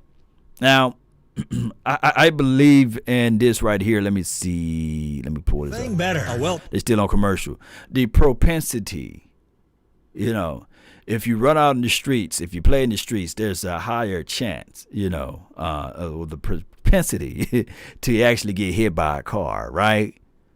I don't want Dak Prescott throwing the ball for 45 to 50 times. I got Dak Prescott anywhere from 25 to maybe 32 max as an attempt of throwing the ball. I love what Dak Prescott brings to the table, but the way the Cowboys playing from behind, you're going to have a higher chance or ratio. The more times you throw the ball to pass interception. I got my dog Computer. He's over here. I'm going to let him know we live. Computer, yeah, we live on the nation. Talk to me, man. You got me live on the air. Yeah, you're live on the air. Hey, can I ask you a question? Talk to me, fam. You think McCarthy came to Dallas to destroy the Cowboys so Green Bay will forgive him? Well, if he don't take over the defense, yeah, I think so. That's a good joke there, though. But what's good, man? Talk to us, man. Ain't no joke. Are you being for real? Break it down to me, man. Break it down to me, fam. I ain't never seen. Campo would have beat these chumps. Mm-hmm. Campo, we'd have beat these folks. It'd have been we'd have had them 48-0 in Campo. It'd been coaching. Campo. And Campo didn't have any players. He got players. Why would you leave a rookie offensive tackle 1-on-1 on Myles Garrett? And then why is Jalen making that face mask? That's what sent us in. We'd have been up 21-7 on them. They'd have folded just like a napkin. But Jalen had to go out there and try to fly and like he making a tackle on top of somebody else's tackle who already made the tackle, and he face man somebody, and then they get a fresh set of down. And here we go. And then dumb Foster, we get back within 3 points, and he pooch kick it instead of kicking them deep and making. Baker Mayfield was gonna break down under that pressure. Then you just give him a layup by giving the ball. That's why they took it out of his hand and gave it to Odell. You speaking a lot of sense on that now. Yeah. That's a dumb move, coaching staff. Dumb move. You got the timeout, and then you have the 2-minute warning. I would kick it deep and pray to God and said, hey, this defense finna earn it now, baby. This defense is going to get the ball back. At least they had 80 to 90 yards. Yeah. They done screwed it up, but we let them off. They say Cleveland dominates Dallas. Have you ever heard that before in your life? Never, Cleveland ever heard it. Dallas. Yeah. We are the laughing stock of NFL. Maybe we deserve it. I only want to pack people in the stands and want to have games when it's a pandemic out here and people dying. Maybe it's the sins of the father. Maybe we just catching out of Jerry Jones saying, I don't understand it. The fans don't deserve this. We ain't never done that deserve to get treated like this. To lose four games, really? I'm tired of taking up for them. It's ridiculous. And then Mike McCarthy went like this his team, but you want to have people out there playing safety in corner that can't play. That Thompson kid can't play safety, man. They finally benched him. They finally said, okay, Law, you was right. And I hate being right. I hate it. They benched him. They said, hey, here's the bench after he gave up a touchdown. And then they finally benched Terrence Steele after he gave up a sack fumble, basically. Let his guy come off. And, of course, I know it was a heavy play for him to block Myles Garrett. But everybody, mama, uncle, cousin, knew that he couldn't block Myles Garrett, right? Come on. At least Zeke chipped the guy. Zeke, like his head wasn't in the game. Yeah. Everybody else in the league is playing hard, man. And our team is out there not playing hard. You got Tyrone Crawford. Tyrone Crawford ain't made a play in 10 years. Why are we still thinking he's going to do something? Antoine Woods didn't want to be there in the first place. He just came back because he thought he could get a better contract. He couldn't get a contract nowhere else. Nobody even poked at him. Smith, he bless his heart. Everybody looking at him to save the team. That man ain't ready to save the team. He just got back to the league. He can't deal with that pressure. Emerson Griffin, he can't deal with that pressure. We got all them chumps over there on that defense, man. We have no explosive players on defense. The only dog we got on the defense is a rookie. Dig. We gotta scrap the rest of the team, man. And then they don't want to bring in Earl Thomas. Hell, they got people over there playing for Cleveland. One of them raped a girl, beat up a girl, whatever he did. The other one tried to kill somebody on the other team. And they playing like it ain't nothing. And they want to suspend Randy Gregory for 6 games for smoking weed. But you got people on there trying to kill somebody and drag a woman down the hallway. Man, facts again. God Lord. And then on top of that, we beating ourselves. Jerry Jones supposed to be so daggone strong. You know, screwed us once with that giving in to everybody when you didn't draft Randy Moss. We'd have had 3 extra rings. You just drafted and Randy Moss. We wouldn't be going through none of this trouble right now if you would have just drafted Randy Moss. They would have never been able to say nothing bad about the Cowboys. We wouldn't have all this negativity as Dallas with all the media wishing glad. That's why the damn Stars lost, because they hate on the Cowboys so much. Yeah, I said it. They deserve to lose because they pulled for their ass and they pulled against the Cowboys. We don't get no positivity. How you expect the team to come out there? You already saying the coach can't coach before he even started. So that's in the back of the player's mind. Well, why we got to listen to him? He ain't no better than the game. You listen to everybody talking about he can't coach. How you going to have a team listen to a coach when everybody say the coach can't coach? McCarthy got a Super Bowl ring, but all of a sudden he can't coach. You already been saying that. McCarthy ought to be ashamed of himself bringing in Mike Nolan, though. He know better than that. He could have found somebody else. I really ain't brought that damn bounty crook, Greg Williams. At least they'd be playing for some extra money. Hey, man, you hog time on the ground. Hey, there's going to be an extra $5,000. If you hit him after the play, here's another $200. You know. Look, they get Belichick's son. He know how to coach defense. Yeah. And you going to bring in Mike Nolan, and then he's sitting up there. I'm like, man. But you know what? I can get mad at Mike Nolan, but he ain't got nobody out there that can play. He ain't nobody out there with no heart. Man, you the second person to say that. No heart on that defense at all. And Amari Cooper, I've been taking him for his ass, but what he pulled today was ridiculous. Yeah. Last week, he pulled up on a route. He didn't flatten his route. He rounded it. Yeah, we saw that, and it was an interception. This week, I'm sitting there. You seeing the drive. All you got to do is don't let the guy get behind you. Well, the guy's already behind you, but you underneath. Play through the ball. You see the ball coming. He lets up. I'm just like, what is he doing? Huh? Looking at the quarterback. He's looking at the quarterback. And then after the guy catches the interception, he's walking. I'm like, what? Woosa. You know, my psychiatrist said, hey, Law, you just calm down, count to 10, woosa. Let me woosa right quick, I got to get this psychiatrist stuff going, But that's just crazy, Come on now. I mean, it is absolutely ridiculous to have to put up with this every year. I am tired of it. I can't do it no more. It's things like this make me wish you wouldn't go to hell for killing yourself. 'Cause I promise you I would kill myself if I didn't know if I knew I had to go to hell, I'd blow my brains out. but don't. Yeah. I ain't gonna do it because I'm going to hell. I don't want to go to hell. You don't want to go there, yeah. I ain't trying to get double. Yeah, because this is right now. Being a Cowboy fan, hell has got to be better than being a Cowboy fan. Yeah. Shit. Don't make any sense, man. This is If sad. I don't go out and make some trade this week and sign some players, I'm through. I'm going to switch my day. I'm going to start being a Kansas City Chiefs fan. Oh, no. Don't do that. Don't do that. That red and all of that orange will look nasty on you, man. Don't ever do that, man. I'm going to stay. What are they giving me back? Man. I've been a loyal Cowboy fan my whole life since I was a child. Uh-huh. They fired my coach. Landry, yeah. Between him, they get rid of Jimmy. Then we've been jinxed ever since. You bring in Quincy Carter, you treat him like dirt. It's been 15 years since Quincy left. It's a 17-year curse because he's born number 17. You drafted Quincy. You said Quincy was born on your birthday. Then you get down there and then you let them people treat him like shit. Quincy would have played better than he had more heart than these rascals out there. Yeah. This is sad, though. We ain't had a safety since Darren Wilson left. We ain't had a corner since Dion left. Yeah. We ain't had a real defensive tackle since Leon left. We ain't had a real defensive end since Charles Haley. DeMarcus Lawrence and Marcus Ware ain't done shit. They never made a play at the end of the game. The only linebacker that we ever had made a play at the end of the game since the championship year is one person and they dogged him out. Rolando McClain. Rolando McClain is the only player that we had that ended the game with interceptions or tackles. Mm-hmm. And he was drafted by the Raiders. And then you ran him out because you didn't want to treat him right. You want to try to make him play on a 1-year contract while you're giving scrubs like Tyrone Crawford deals. They ain't never produced shit on the field.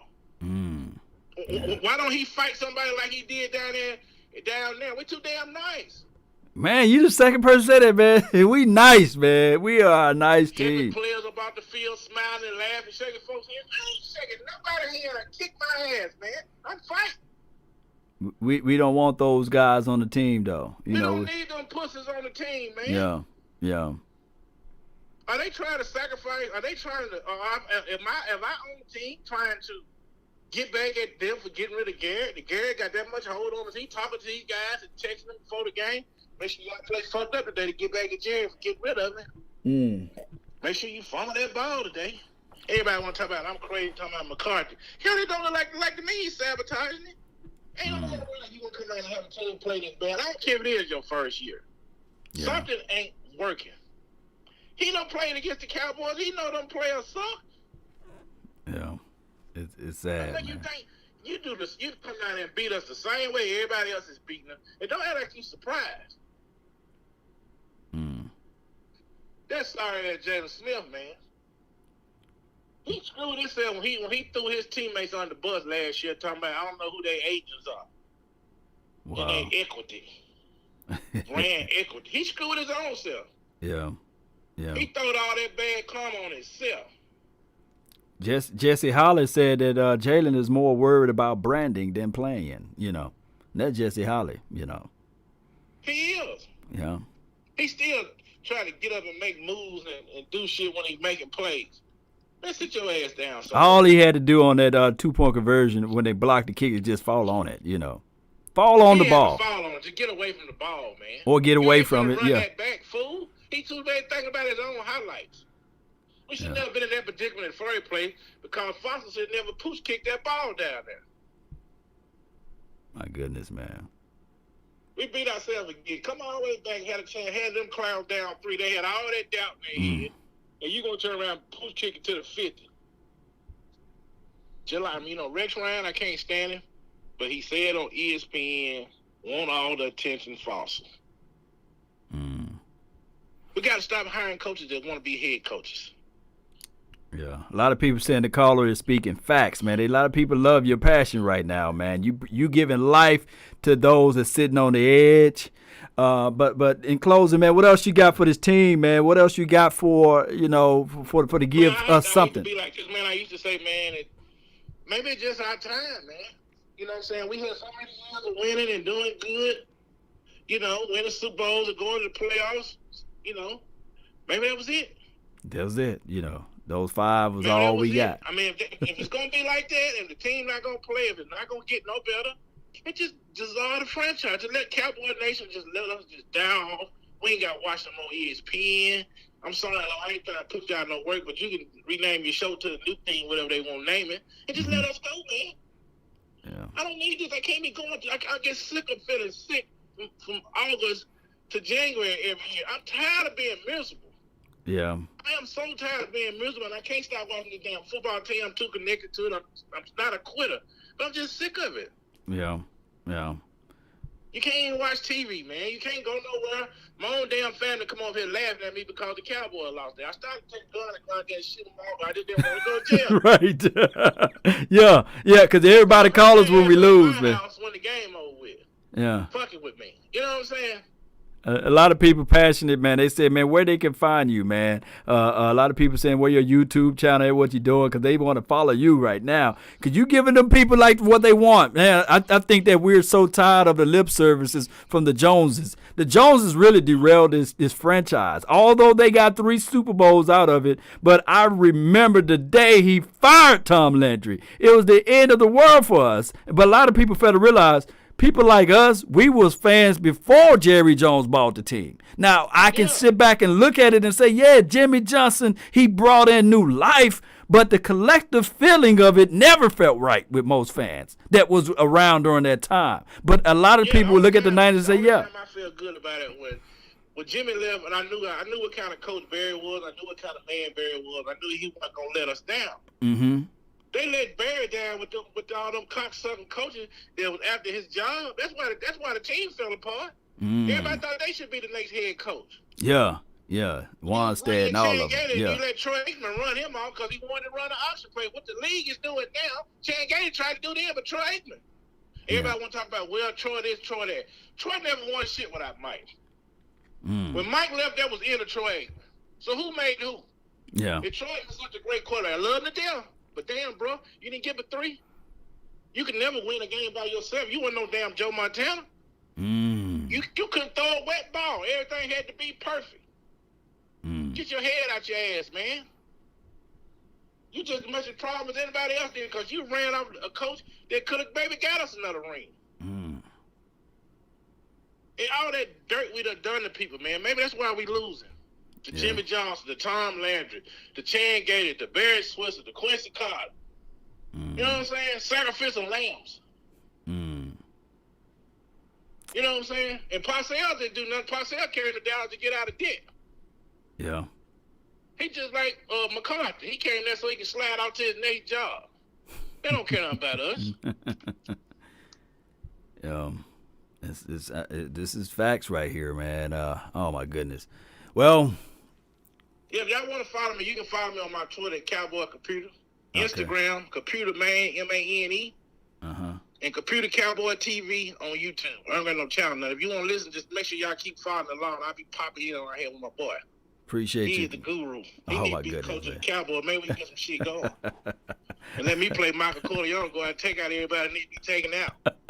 Most certainly, fam, man. Appreciate you, bro. Keep spitting the truth, man. Really appreciate you, bro. Man, because, Cowboys Nation, man, y'all don't give up, man. But, I don't know what we're going to do. Yeah. If y'all can, send Jerry Jones an email and tell his ass he better sign Earl Thomas ASAP. He better go out and trade for a right tackle. Yeah. And also, you better bring in Campo ass. Campo ain't doing shit. Let him come in and coach defense. It's a dude, I guarantee they'll play better. The corners and safeties going to be. When Campo used to have, I tell you one thing, people talk about the Cowboys all they want to, but when Campo coached that team, our offense was screwed up. At that time, a yeah. lot of points on us. We might have went 5-11, 5-11, but that man can coach some defense. We wasn't looking like this. He can coach some defense. We wasn't looking like this. Nobody else is. Yeah. All right, Computer, man. Love you, man. Really appreciate you calling in. Man, I'll see y'all later, man. Don't have no heart attack day, man. I love everybody. All right, bro. Salute. Keep your mask on, man. I don't know what we're going to do.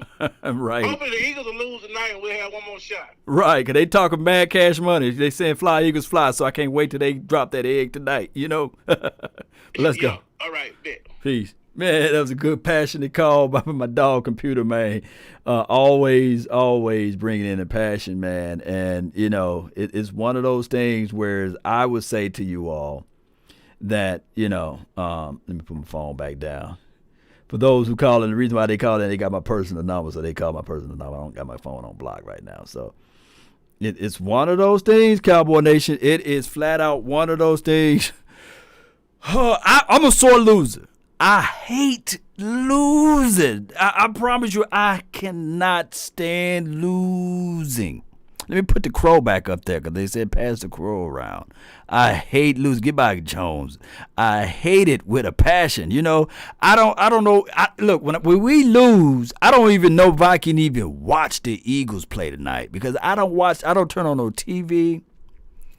Hear me out. I don't turn on no TV. I literally normally turn my phone off, But I'm a sore loser. I can't stand losing. And especially if we lose in the fashion that we're losing. Like, it would be a different story if it was like 12-13, a battled game. Defense was doing all they can. Fumbles, takeaways on both sides of the ball. But when it's something like when you put 40 points, 49, my little brother would tell you, oh, that ain't happening. I literally, when we grew up and we playing Madden, I made sure I relish the fact that I can shut you down. I relish the fact that even when we playing sports outside of football, If it's basketball, I'm making sure that the opposition, the person I'm guarding, it's going to be your lowest sport. It's going to be your lowest score game. You're not finna score on me. That's just my mentality. That's the way I break it down. You're not finna, I'm finna lock you down, baby. And I'm coming at you 1,000%. And it is no slowing down. Even when we playing dominoes, the person that's behind me, they ain't winning. I'm for damn sure they ain't winning. I can have 25 points in my hand, but I can count them bones, and I sit there and say, I'll take the 5. I'll take the 5.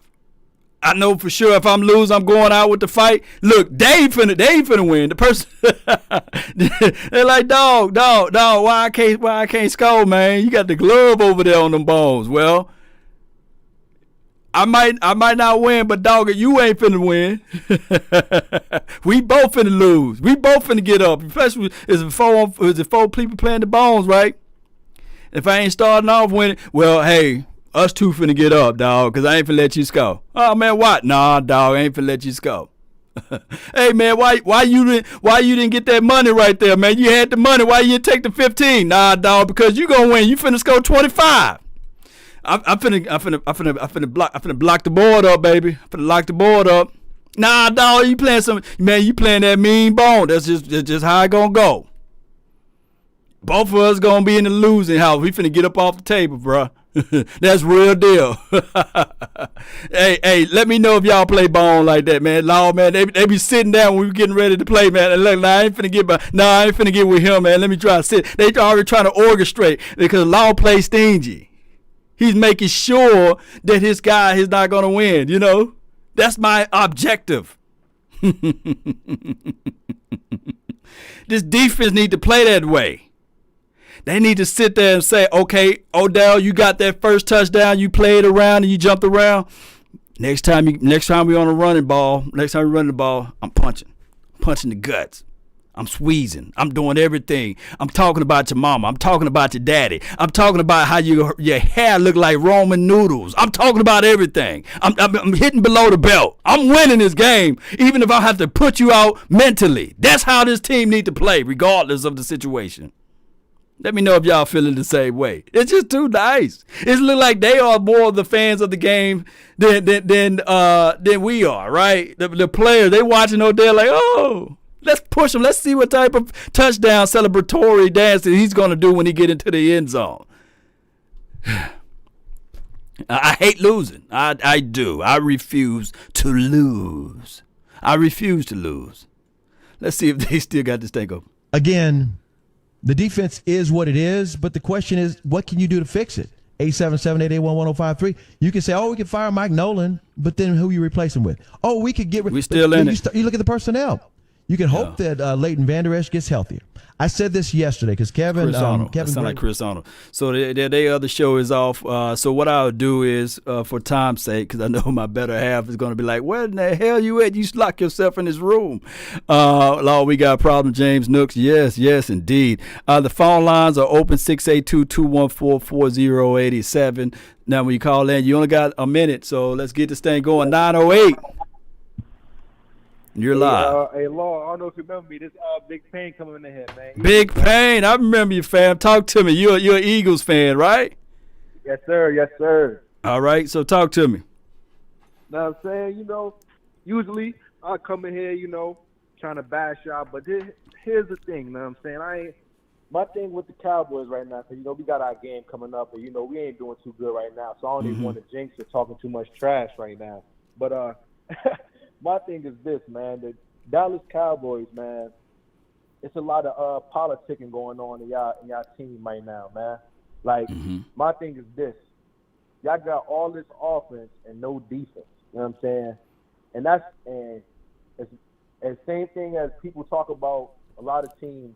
The quarterback, Dak Prescott, whatever the case may be, whether I call him trash, whatever the case may be, y'all gave up 49 points, man. Yeah. You know what I'm saying? I don't know who y'all about to stop at that defense. And at the end of the day, y'all own have been there this whole time. Whoever quarterback that was there, whether it was Tony Romo or Dak Prescott or whoever, y'all own have been there this whole time. Man, y'all don't got no defense, and that's his fault. And there's no way that you got Zeke and Dak Prescott threw the ball about 55 times. You know what I'm saying? I don't know how that recipe is going to win any games. Now, coming from an Eagles fan that we threw the ball 47 times, so I'm speaking from where I think our whole division, if we play like this, Eagles or the Cowboys, the Redskins gonna win this division, man. You know what I'm saying? Like, Right. And remember, I think you called during the offseason, and I was talking about the way and the nature that the Eagles won a Super Bowl. It was not for the Eagles fly. It was more so by the running back by committee. Y'all had 3 running backs that was running the rock, as well as your defense. You had an opportunistic type of defense that also you guys made plays on the ball, and you had made some movement acquisitions during the offseason to get some guys, right? Remember that in 2017? Yes, sir. Guess what that was? Guess what it was, Big Pain? Good old-fashioned football. Good old-fashioned football. Dominate the trenches. And you see how it is not, and it's not the fact that, and I know I'm giving you extra minutes here, but it's not the fact that Carson Winston can't. It's the fact that you want to minimize it, right? You want to minimize it for him. Same thing with Dak Prescott. It's not the fact that he can't, but you want to minimize it for him. But the way you do that is through the trench warfare. Yeah, man. And my thing is, you're supposed to, with both our O-lines, the Eagles and the Cowboys O-line is the 2 most overrated offensive lines in the NFL right now. At the end of the day, they're going to say, well, those 2 quarterbacks got O-line. Well, my thing is this. It's one of the two, man. Zeke don't look as good as he used to, man.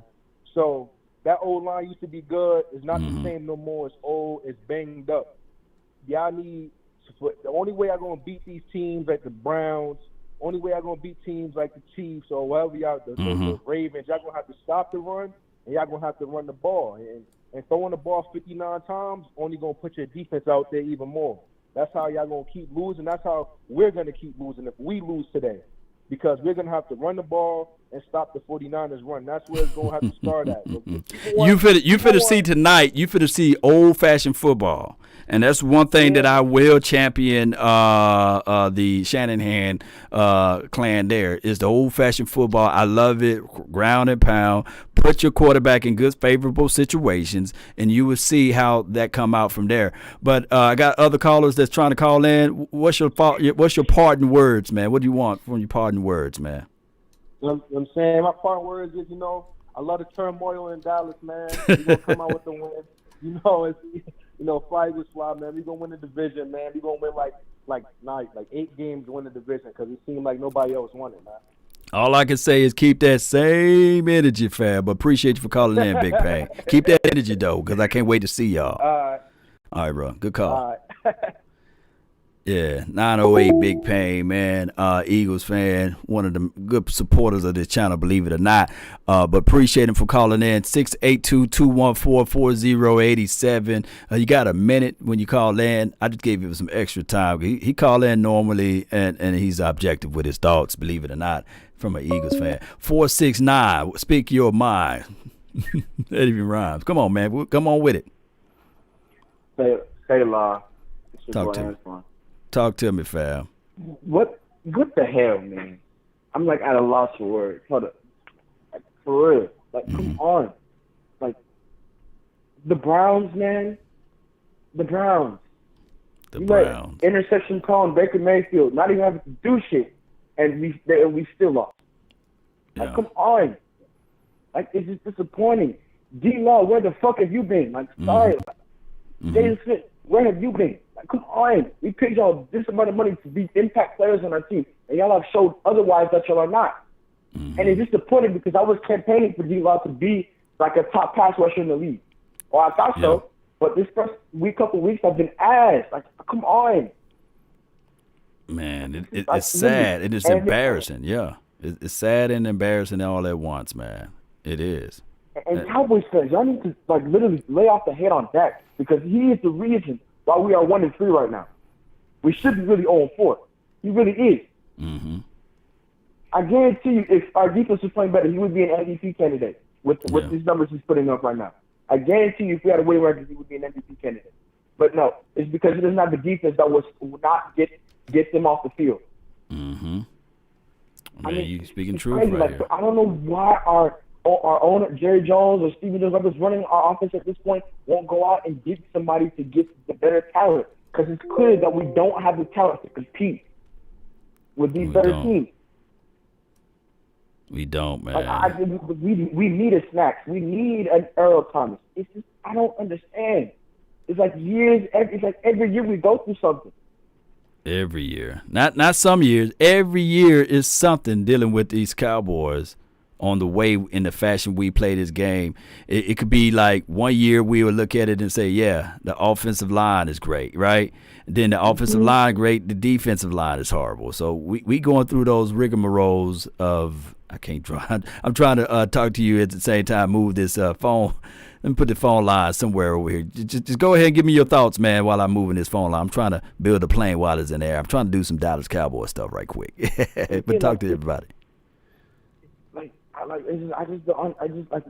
Like every year it's something else. I agree with the last fellow with this. We shouldn't have to go through this. Like, why can't we be like other teams that actually want to invest in their teams on both sides of the ball? Like for years, like we have not had a good defense since the 90s. Like I'm being for real. Yeah. Like I don't know why we are so stubborn to invest on that side of the ball. Really, since then, like it just doesn't make any sense to me. And it just bothers me that like the fans are trashing our quarterback when really he hasn't had a fair chance. Like, name a quarterback that can throw for 500 yards and have this type of defense. I don't even know. To be honest with you, Patrick Mahomes can will this team if he has a defense like this. Yeah. That's the. And I hate to say this, but if this keeps going like the way it is, which God forbid it doesn't, we could be looking to get a new quarterback this year. Because I don't think for what he's doing, if I was him, I would low key be like, like why do I got to put up with these fans? They're going to continue to trash me when I don't even have the opportunity to even show them what I got. When I have every time I have to come back playing from behind. Now, granted, he has made some mistakes here with the photos and stuff, but come on, like. At least give him an opportunity to where he can hold the lead. Yeah. You're right, man. You're right.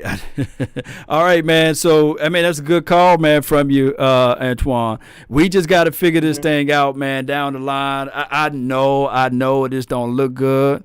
The only good thing about it is that we are in the NFC East. It is only 4 games in. Yeah, we got a month out the way for Cowboys football. Now we got to approach this month, although it's October, kind of staggered. But we got 4 games within this frame right here, and we got to show people that this team is really about it. So we'll find out. Maybe Randy Gregory is that catalyst. I think he is. I think he has. Yeah, I think he is. Like, we just need. Any parting words, Antoine? All I gotta say is, look, I'm not totally giving up yet. Like I said, it is. We are done to the first quarter of the season. There's still plenty more games to go. I do have faith that we will probably get it together because I do trust this coaching staff more than I did our last staff. But literally, I think we just really need to invest in looking into getting some better talent at mainly our front seven, all 3 levels of the defense, our linebackers and our DBs. Because it's clear that we don't have the talent to compete with these better DBs. With teams like we faced the Ravens this year. If we couldn't beat the Browns, what makes you think we're gonna beat the Ravens or Pittsburgh or like with the stuff that they're having? No doubt, man. We just need to invest in our defense. No doubt, man. Really appreciate you for calling in, Antoine. Salute, bro. Always. That's a good call from a man. All right, so rapid fire right now. All right, so I got the phone line. If you look down where the bird is at, if you heard the bird is the word, right? 682-214-4087. Let me know if you guys can see it. It's right there where the bird at. 202. Let's speak your mind, heart, and soul. Talk to me. Yo. Talk to me, man. You live. Hey, what's up, Law? This is Jay Law. Shut up. Hey, man, I was calling in because I've been watching the games, bro, and what the problem I see is it's not everybody's always trying to blame Dak Prescott, but what they don't look at is the direction of what is coming from the defense and from the front office. They addressing all these problems, but they're not doing anything about the defense. when they went to go put Crawford, when they went to go redo his contract, they put this man for a big contract, but they ain't do nothing for years. Yeah. They haven't addressed the defense for years. And this is the stuff that we're looking at right now. And often, it's just so many things going on that they just don't know. It seems like they don't have any direction. They don't. Yeah. Defense is a major issue there because you got to find a way to stop the bleeding. I know that, hey, Dak Prescott, he can't take that fumble there, right? Even though the other guy getting beat. Zeke Elliott got to be cognitive of the ball. We paying him $90 million not to play around with the football, right? So those two situations, they scored off of that. That's 14 easy points for the Cleveland Browns. Yes, we can say that, but we got to understand that we got to start playing keep away, and we can't give them short areas of the field. That mid onside kick that was not an onside kick, but was an onside kick, whatever it was. We can't do that because the defense, if you give the opponents, the opposition, the ball at the 50, they scoring. There's nothing about this defense that would tell anybody in this world that they are not going to be able to score when they get the ball on their side of the 50, whether it be a field goal or 7. So that's just what it looks like right now. Yeah, and I think the only way that they can truly fix this problem, they're going to have to pick up Earl Thomas, but along with that, they're going to have to start doing the run game more because this defense is just taking too much. Throwing the ball and going up and down the field is nice and all, but if you set the tone on the running game, that gives your defense enough time to recover and to recuperate. No doubt. The hole in the defense is very big, but it can be fixed very easily. But it's just a matter of whether or not they have that mentality or the humility to realize that, man, we suck. We need to run the ball. We can throw it, but we just gotta have a better balance. And let me say this too. Let me say this too about the Earl Thomas before I let you go. Here's the situation. I want him on this team. But the problem is now we are already 4 games in, and you can't rush him out there because you got to go through protocol as far as COVID.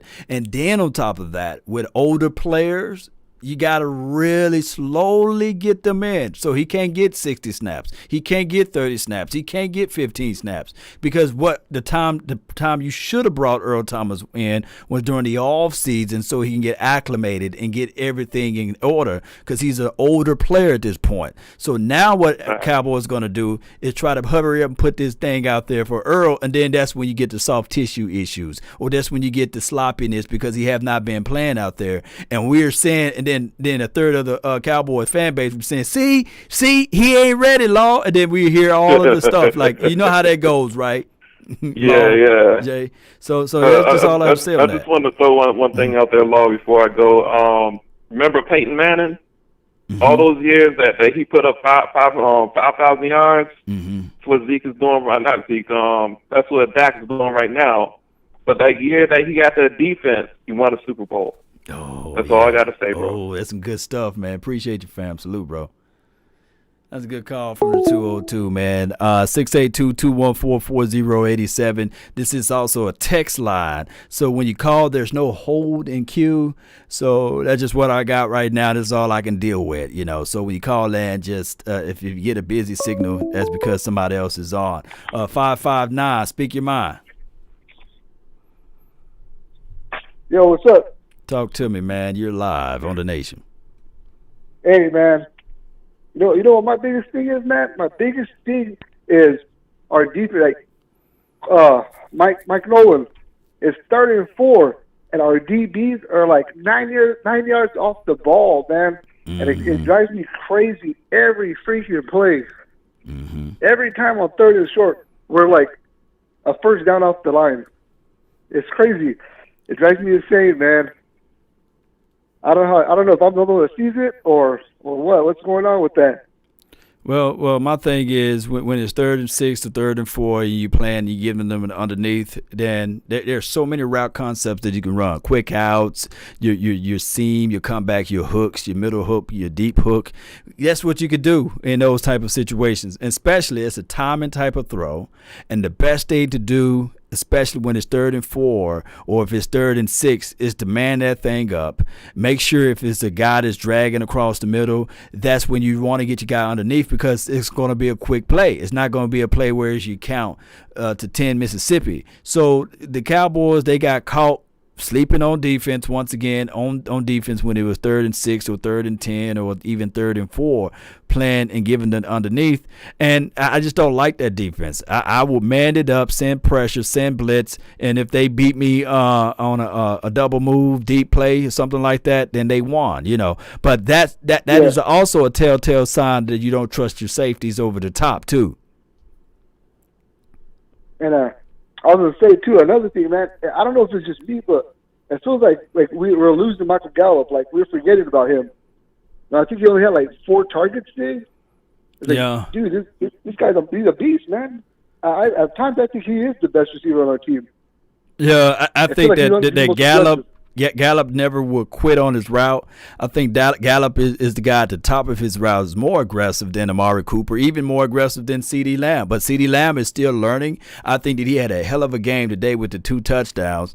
But the opportunities that Gallup get, if you look at his game and skill set of play, he takes those deeper routes, the 9, the slow goals or what have you, the deep hooks or what have you, the deep comeback routes. So you don't see Cooper doing much in the majority of those plays. You see Cooper doing the slants. If I'm coach and I'm telling the offense now, I don't trust Amari Cooper no more. I just don't trust him. I would look at it and say, yes, he's a dog on his team as it relates to production wise, but as far as the pinch, I wouldn't trust him. If I'm Dak Prescott, I wouldn't go back to him no more on 3rd downs, no more on 4th downs, especially if it's relating to a slant play. I kind of feel like he brought that Raider mentality to the Cowboys now. We're down by 10, and you look at him on the sideline, and his head's down, he's sad. Soaking, oh, man, this shit, it drives me crazy.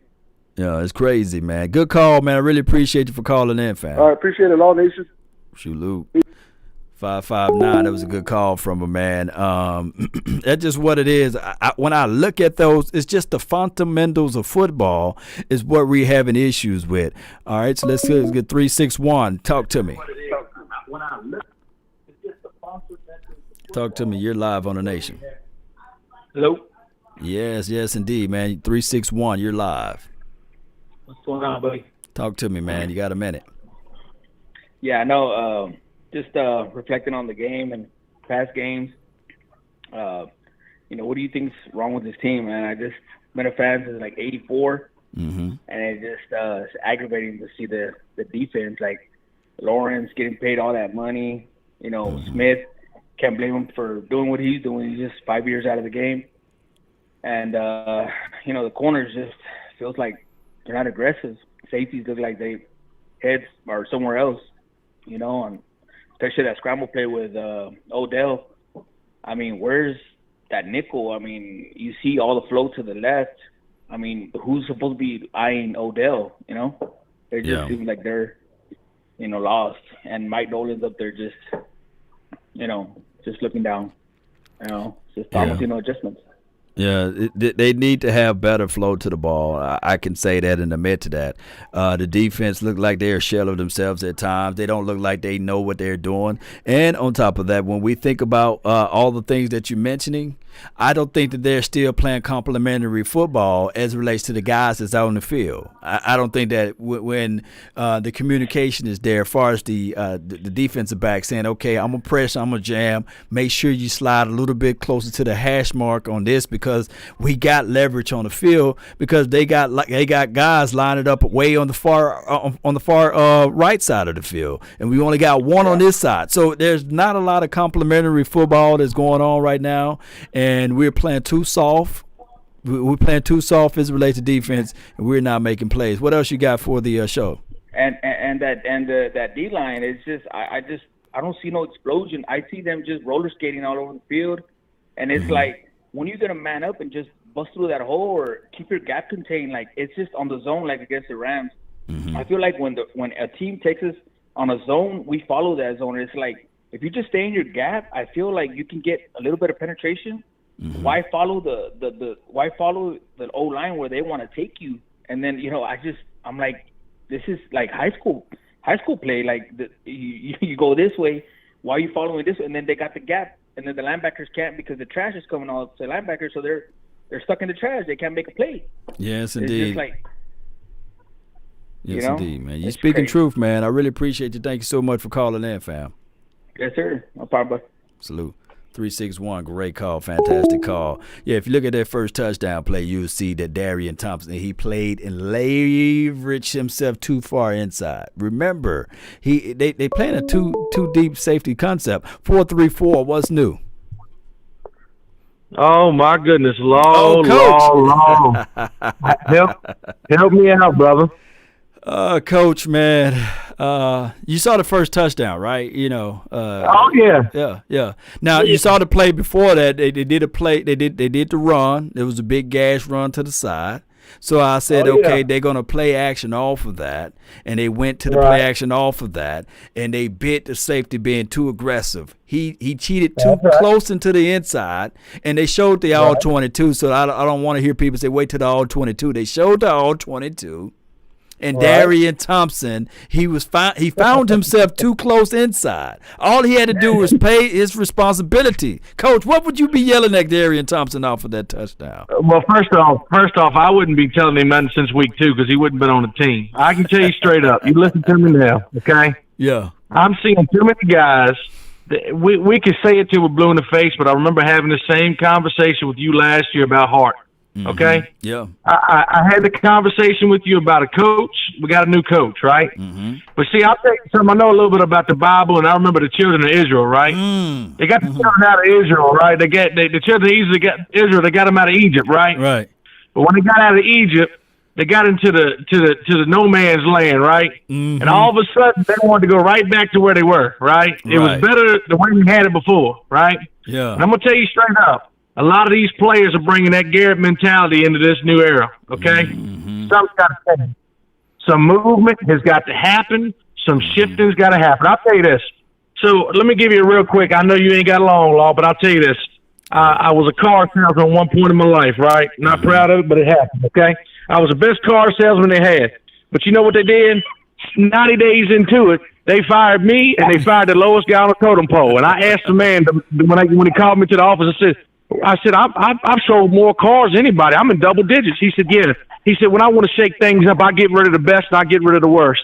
He said, I don't want nobody to feel comfortable in here. That's what that man told me. That's exactly what he told me, Law. And I'll never forget that conversation. Do I think he was right? No. But I'll tell you this. His concept was spot on. And we're on a Cowboys team right now. They have no worries about what they're doing. Anybody can say what they want to. Go back to week 7 when it started happening where Amari Cooper started disappearing. I don't care if he has 300 yards. It's the plays that he takes off that we cannot afford to have right now, Law. You watch back on this game, you will see time and time again. And I hope I bring it to your attention just like a defensive lineman will look at the referee and say, hey, look, he hold me, cuz. You got to call it. And this play called it. You know why? Because I'm going to bring it to your attention, Law. You watch this man next week. On a 3rd and 7 or 3rd and crucial, he will tap his helmet and he will come out. It has happened time and time again. Gallup don't want to come off the field, but Cooper is forever trying to get off the field. Now you explain that to me. You explain it to me, Lord. I know you've seen it. You're trying to be nice about it. But, Law, I'm telling you can't have a coach's eye without seeing that stuff, man. People want to jump all over me because I said something about Dak last week. But I'm going to tell you straight up, just like I mentioned in the text message, if Amari tries to come back for the ball, that's not an interception. It's not. It is. Yes, that was a terrible throw, Law. But guess what? At some point, you gotta help your quarterback out a little bit too. Okay? Oh, yeah. And yes, I'm tired of talking about a defense, Law. What good is it going to do me to talk about defense? Jerry Jones knows that, and everybody else does too. But have they changed it? Nah. Where are these guys coming off of IR, and where are these guys supposed to be coming that we feel comfortable with? Where were they at tonight? Nowhere to be found, right? Nowhere. And they keep ushering out the same guys, you know. Yeah, we saw Donovan Wilson have a cup of coffee out there, but that's after a crucial touchdown was given up, you know. Yeah, so we can talk about that, but then Donovan Wilson, even him, look at that end around or that play that play that really capsulized everything. Yeah. It was there. Donovan Wilson, he was there, you know. He was sitting there like, oh, I'm reaching out, I'm trying to tackle. I got something for you. Law, we talk about Hart. I got ones for you right here. Watch Jalen Smith on that play. He slows up and then realizes he ain't going out of bounds and then has to try to catch one of the fastest receivers in the NFL on the sideline. Oh, yeah. It's how bad you want it. Yeah. I'm telling you right now, I want people like Gallup on every side of the ball. Somebody that will not give up, somebody that wants to be in the game every freaking play. You watch Gallup. You show me one play where he took off. Nowhere. Zeke fumbled the ball. He ain't mad at nobody. He ain't even mad at himself. Hey, Come on, man. Hey, and sometimes when you fumble the ball, look, you will see the camera panned over to that person, and they be sitting on the bench right by themselves. You know what I'm saying? Or mad and upset. Oh, my goodness. Oh, yeah. Or you see the coach. Don't happen to the Cowboys. They're getting paid too much to worry about one fumble or one interception or one drop ball or one missed tackle. They don't care about this stuff, bro. They already got paid. They got money in the bank. Yeah. I mean, I want to see some jawing and some spitting, man. I want to see so much spit on these players. Where's the McCarthy that was in Green Bay? Where's the McCarthy that got in front of Aaron Rodgers and spitting all in his face? Where's that guy at? Nowhere to be found, you know. And I'm sitting there like, McCarthy, you got to get out there too. Spit on these guys. And I know it's COVID, but you got to get out there and say something. Give us something. Well, here's the issue. All right. Ultimately, here it is, Law. Mm-hmm. We want to blame the players. We want to blame coaches. Listen, heart can't be taught, right? That's in somebody, okay? But I'll tell you this right now. I'll tell you this straight up. What is it about every coach that's come to the Cowboys, even down to Bill Parcells? They start to lose themselves when they walk through that door. Yeah. They lose who they are as a coach when they walk through that door. Yeah. Okay? And I'm telling you right now, Bill Parcells, y'all talked about coaches. I ain't hear nobody say nothing about Bill Parcells. I would bet money on my life that if Bill Parcells had been given 2 more years, he'd have had a Super Bowl. Oh, yeah. I would bet money on my life. Oh, yeah. That man didn't just pick out talent, but people were scared to death. You know, he would have been that guy. Hey, I'll fire the lowest guy, and I'll fire the highest guy on the totem pole just to prove that nobody gets comfortable around here. We're here to win. At the time, Bryant was a very highly rated wide receiver for the Cowboys. We drafted him early, Antonio Bryant. You know, for those who don't know, he wore 88. What did he do? He took his jersey. What he did to the coach? He threw it in his face. Right? What happened to that player? He refused to call T.O. He called him the player. He called Terry, may he rest in peace. He called the Glenn guy she. You know what I'm saying? Hey, I bet you my bottom dollar he will call Amari Cooper she. She stopped up on the route. And I bet you my bottom dollar he will. And trust me, I love Dak Prescott. And I know that I know that it wasn't all the way 1,000% his fault. But I guarantee you, Bill Parcells would have gave him the stare of death, and he would have said to him, "You can't fumble the effing ball right there. Absolutely, you can't." And then he would have told him that, and then he would have ran over there to Terrence Steele. Matter of fact, Terrence Steele wouldn't have made the team. Terrence Steele would have made the team. Yeah. Well, here's the other thing. Where's I don't care if you got the worst blocking tight end in the NFL. You put somebody on that side when you got somebody like freaking the monster that he is over there from your own hometown playing against Terrence Steele. You don't put somebody over there to help him, at least to shed the block? Are you kidding me? You let that man come around untouched? Boy, you coaching. Boy, you coaching talking right now. People are learning football from you, Coach. Hey, Coach. You remember the movie Remember the Titans? And remember 100. Yeah. You remember they pushed Sunshine in, and they were getting ate up by a blitz. It was a big old guy, like 200 at the time, 290 pounds, big for them, right? So he was saying, "That's right. Let him come through." Let him come through. What'd he do? He let old boy come through, and he destroyed him. They end up winning that game, by the way, because they matched it was about matching the physicality. It wasn't the fact that they were worse than that team. That team was hands down better than them, but it was just the fact that they took out the weapon. They said, we're going to take out the biggest. You punch the biggest bully in the face. Oh, man, the whole team collapsed. But listen to me. That requires heart. Hard. Let me tell you something. That requires heart. That's somebody that has a problem with losing. That's somebody that can't stand losing. That's somebody that wants to live a life and wake up Monday morning. Yeah, they're making a good paycheck and a good living, but they want to make sure they're not losing. Okay, you may be winning your bank account, but it don't mean nothing if you're losing on the field. Okay, there's players like that, and the Cowboys need to find them, and they ain't done it yet. And when Jerry Jones stops counting the money in his bank account, starts counting rings a little bit faster and a little bit better, we might have more on the shelf. Yo, man, Coach, before I let you go, I always like to say, since you said biblically, you remember this story in the Bible, man. It was a good book, Nebuchadnezzar. I hope I'm saying this man's name right? He stood upon a rock. He stood upon a rock of providence. Basically, he looked out, and he said, this is what I've owned. This is what I accomplished, right? I'm paraphrasing. Let the people know what happened to him when he stood upon that providence and looked out and said, this is what I've been doing. Hey, let me tell you something. Pride cometh before the fall. Yes. God turned him into a beast, a wolf, fangs. He grew fangs and fur, and he ran off into the wilderness. And he could not get back to where he was at because of the fact that he had to sit back and say, you know what? I got too much pride. This wasn't all done by me.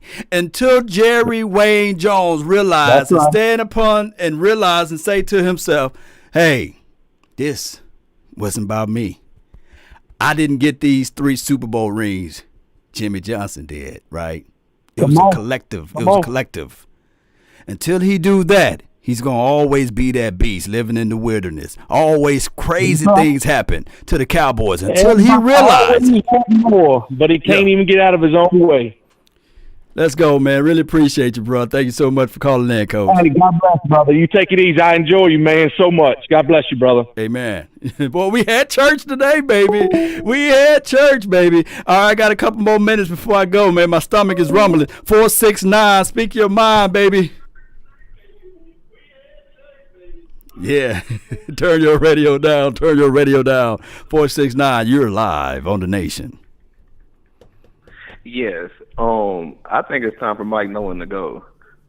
I think it's time for Mike Nolan to go. He is a terrible defensive coordinator. The defense is absolutely terrible. And I want to get your take on what do you think about the Cowboys possibly drafting another quarterback and replacing Mike Nolan? If I'm the Cowboys, I'm still sticking to my philosophy. I think that Green Bay Packers used to do this every year. They draft a quarterback every year. They always looking for a different quarterback to go into the team. And this is nothing to do with Dak Prescott because I believe that Dak Prescott is that guy, right? But they will have to believe in it. They will have to buy into it. They will have to understand and say, okay, you do not treat your quarterback like the way they're treating this particular quarterback. And maybe, just maybe, we can get something going. My thing is with the defense with Mike Nolan, I can look at it like this, Cowboy Nation. I got to go back to the fact that they're not utilizing the talent or reaching out to get the talent. So I'm still got my big old reservations on it. I'm not going to call out scheme because it looks like the players were right where they're supposed to be, but the talent level is not there. If they can make any sense. I wouldn't even say it's the talent level. I mean, I think they got the talent. I honestly do. I mean, I don't think you believe in Darian Thompson like that. I got to bring. You really think that Darian Thompson? We can obviously get a better safety, a way better safety, but at the same time, I think the defense, like, we just got to take a step back and realize that Mike Nolan is not the guy that we thought he was going to be. And we also have to, like, address the fact that Dak is only putting up these stats because they are losing ball games. How come he can't come out the gate putting up these type of stats and these type of numbers? He's setting these records, but come out the gate doing that. Well, there's a combination of everything. Yes, majority of the yards tonight. Tonight came in a situation where they're playing prevent. They're giving you the underneath. But some of those throws were difficult, like the deep pass to Schultz and the pass on the outer edges to Gallup and some of the other passes that CeeDee Lamb was able to catch. But I will say this, we going to have to see this team jump out in the league and keep it there. And we have to see the team stop pressing and stop having these self-inflicted wounds before I can really just pinpoint it and say, okay, it's the quarterback. Because 500 yards, regardless of how you look at it, I don't think that any other quarterback can do any worse or better than that, right? You think somebody else is going to do better than that? But at the same time, they're losing the game. They're losing the game. So defense can't stop a nosebleed. On 3rd and 6, you playing pretty much prevent. You giving all of the underneath. You playing quarters on 4th and 6. On 3rd and 6, you giving them underneath. You playing you giving the people to run free releases on 3rd and 6. Why don't you send somebody? Now that's a mentality, right? Maybe these guys saying that, hey, there's too much pressure for me to pick up this defense and blitz somebody, right? Mm-hmm. I just look at it like this, and I know the Browns scored 31st, but I'm looking at it like this: the Dallas Cowboys still put up 38 points. Only because they were losing. You have to ask yourself this: would they have put up that many points had the game like coming right out the gate? Basically, is what I'm trying to say in terms of actually putting together a win. Do they do that? Put it like this. So. Well, even if you had, let's say, for example, because I've seen a lot of people say Trevor Lawrence. Let's put Trevor Lawrence on his team. If you have Trevor Lawrence on his team, do the defense play better? No, and you're right about that. You're completely right about that, which is why I said Mike Nolan has to go after this first quarter of the season. After this quarter of the season, there's no evidence showing me that our defense is going to get better under his leadership. So we got to replace Mike Nolan, I think. It's just now that's the other thing is who you going to replace him with? What was that? I said who you going to replace Mike Nolan with right now? Oh, and that's why we hired Mike McCarthy. That's why we got Mike McCarthy here. I don't know. Tom Sula? What about Tom Sula? Tom Sula's not just a bad guy on defense. Oh, I don't know. Majority of our issues are with the front four in a secondary. Precisely, right? and he's the D-line coach. Tom Sula's the D-line coach already. So why not make him the DC? I mean, we got to do something. We can't keep going like this. Everybody keeps saying, well, they got to grow into it. How long is growing into it? I don't know, man. Until I see something, I'm just going to be like in the middle with this. I really going to have to pinpoint the players right now. And I know it can be crass. And I know the easy route will be looking at Mike Nolan. But until I see something else, I just have to put a placeholder on it, man. We're not playing good as a team. Yeah, that's the only way I can put it.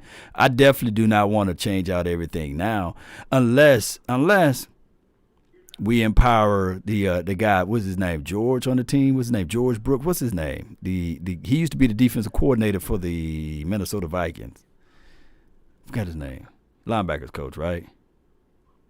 Y'all help me out. Put his name down in the box. I think that they did pretty good for the last 4 or 5 years, right? George Edwards.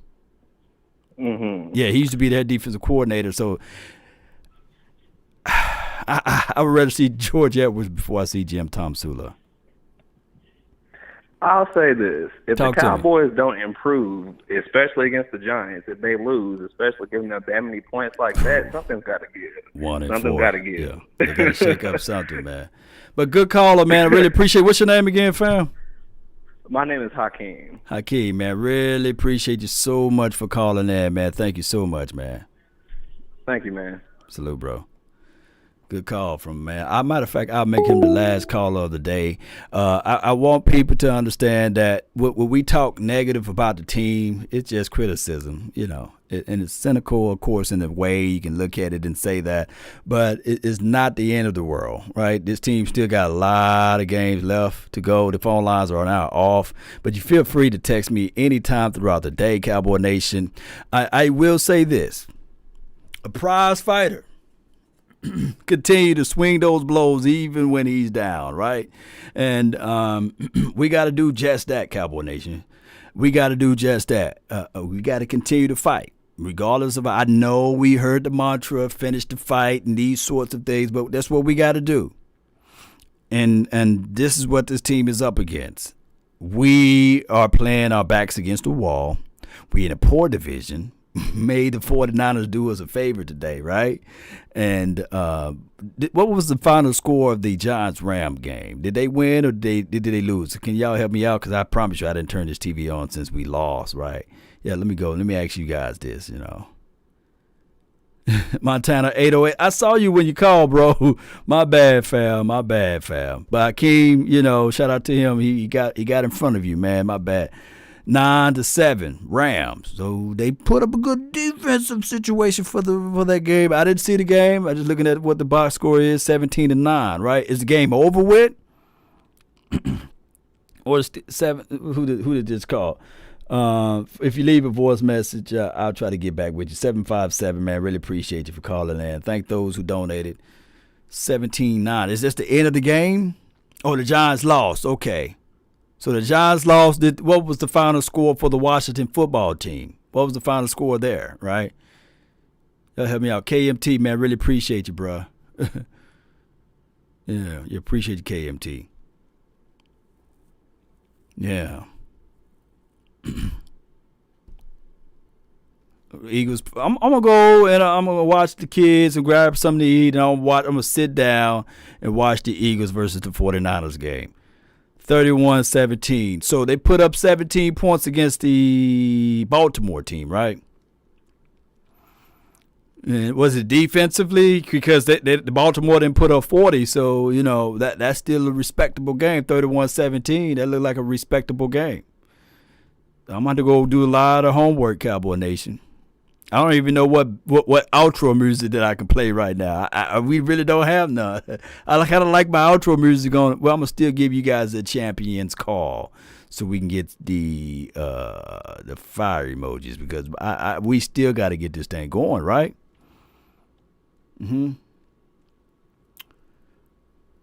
Yeah. Obi, what's good with you, man? Really appreciate you so much. 757, man. Really appreciate you. Give me feedback on what you think, good or bad. I will, man. I will actually try to respond to your text message, man. But here we go.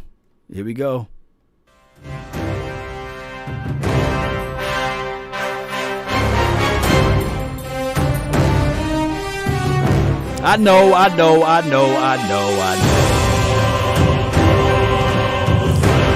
This is Sparta!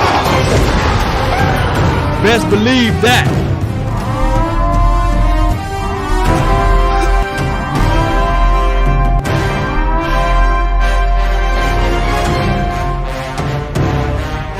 We haven't earned anything. We down and out. Now that I got your balls of blood boiling, I will say this, Cowboy Nation. It seems ugly right now. It seems crazy right now. It seems as if though we can't get in front of ourselves right now, right? But we got to continue to fight. We can't just lay down like lawn chairs. We can't be jumping from team to team, because we're going to get this win, right? Down the line, there's a W out there somewhere. But this team got to get their heads out of you-know-what, right? But I got to tell people, if I was in that locker room during halftime, I would have said, everybody, look into the mirrors. Right now, you guys are having the chance to play for an opportunity for a team with the silver and blue with the star crusted on your helmet. Right now, look about other things that happened in this year. We have people dying, people losing their jobs, people not being able to control their own destiny.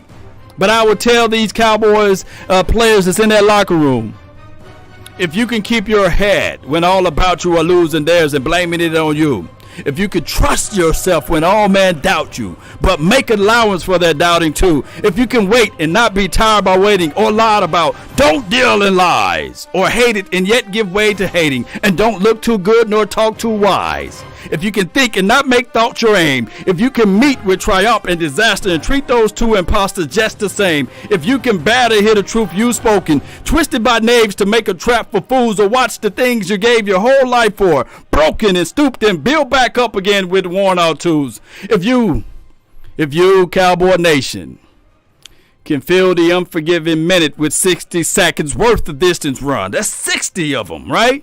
60 minutes in a game. Fill it up. Play through the echoes of the whistle. Play like your life is depending on it. Play like everything is on the line. Play like you got over 5 million people watching. And they depending on you to catch the ball. They depending on you not to fumble. They depending on you to go across the middle. They depending on you to catch this touchdown. You can do it, Cowboy Nation. You yourself can do it. All it takes is one. And right now, we're going to play every single rep, every single down like it's our on. This is our house. We may lose everywhere, but we don't lose here. They could be disrespectful everywhere, but they don't be disrespectful in our house. I want my house to be set up in such a way, and it is that way when you come over here. When you go through those doors, you already know I'm taking my shoes off. Oh, when you're sitting down on my couch, I'm sitting tightly. I'm not falling off everywhere. I'm not putting my feet on the console. I'm not resting my feet on the coffee table. Because there's a reverence of respect when I step into Law Nation's domain. And that is what I want this team to exemplify and put out there to the ether, to the world. When they come into Big D, they're going to put out the respect. Because we going to give it to them when they being disrespectful. That should be already set in stone, Cowboy Nation.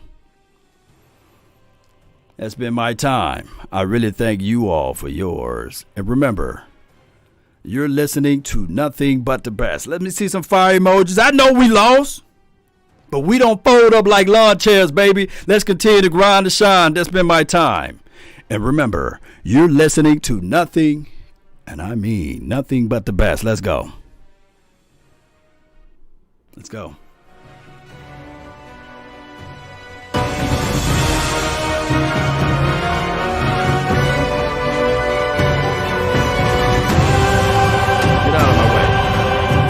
Let's go.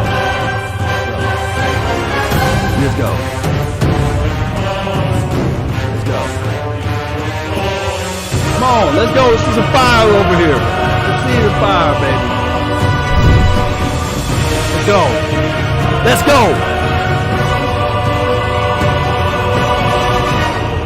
Let's go. We in war, baby. It's all good.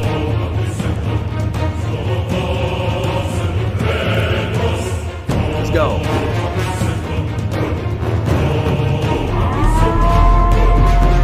This is Sparta!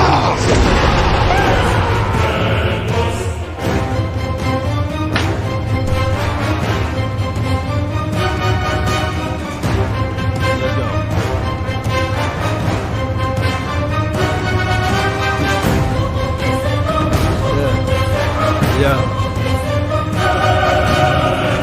Let's go. Let's go.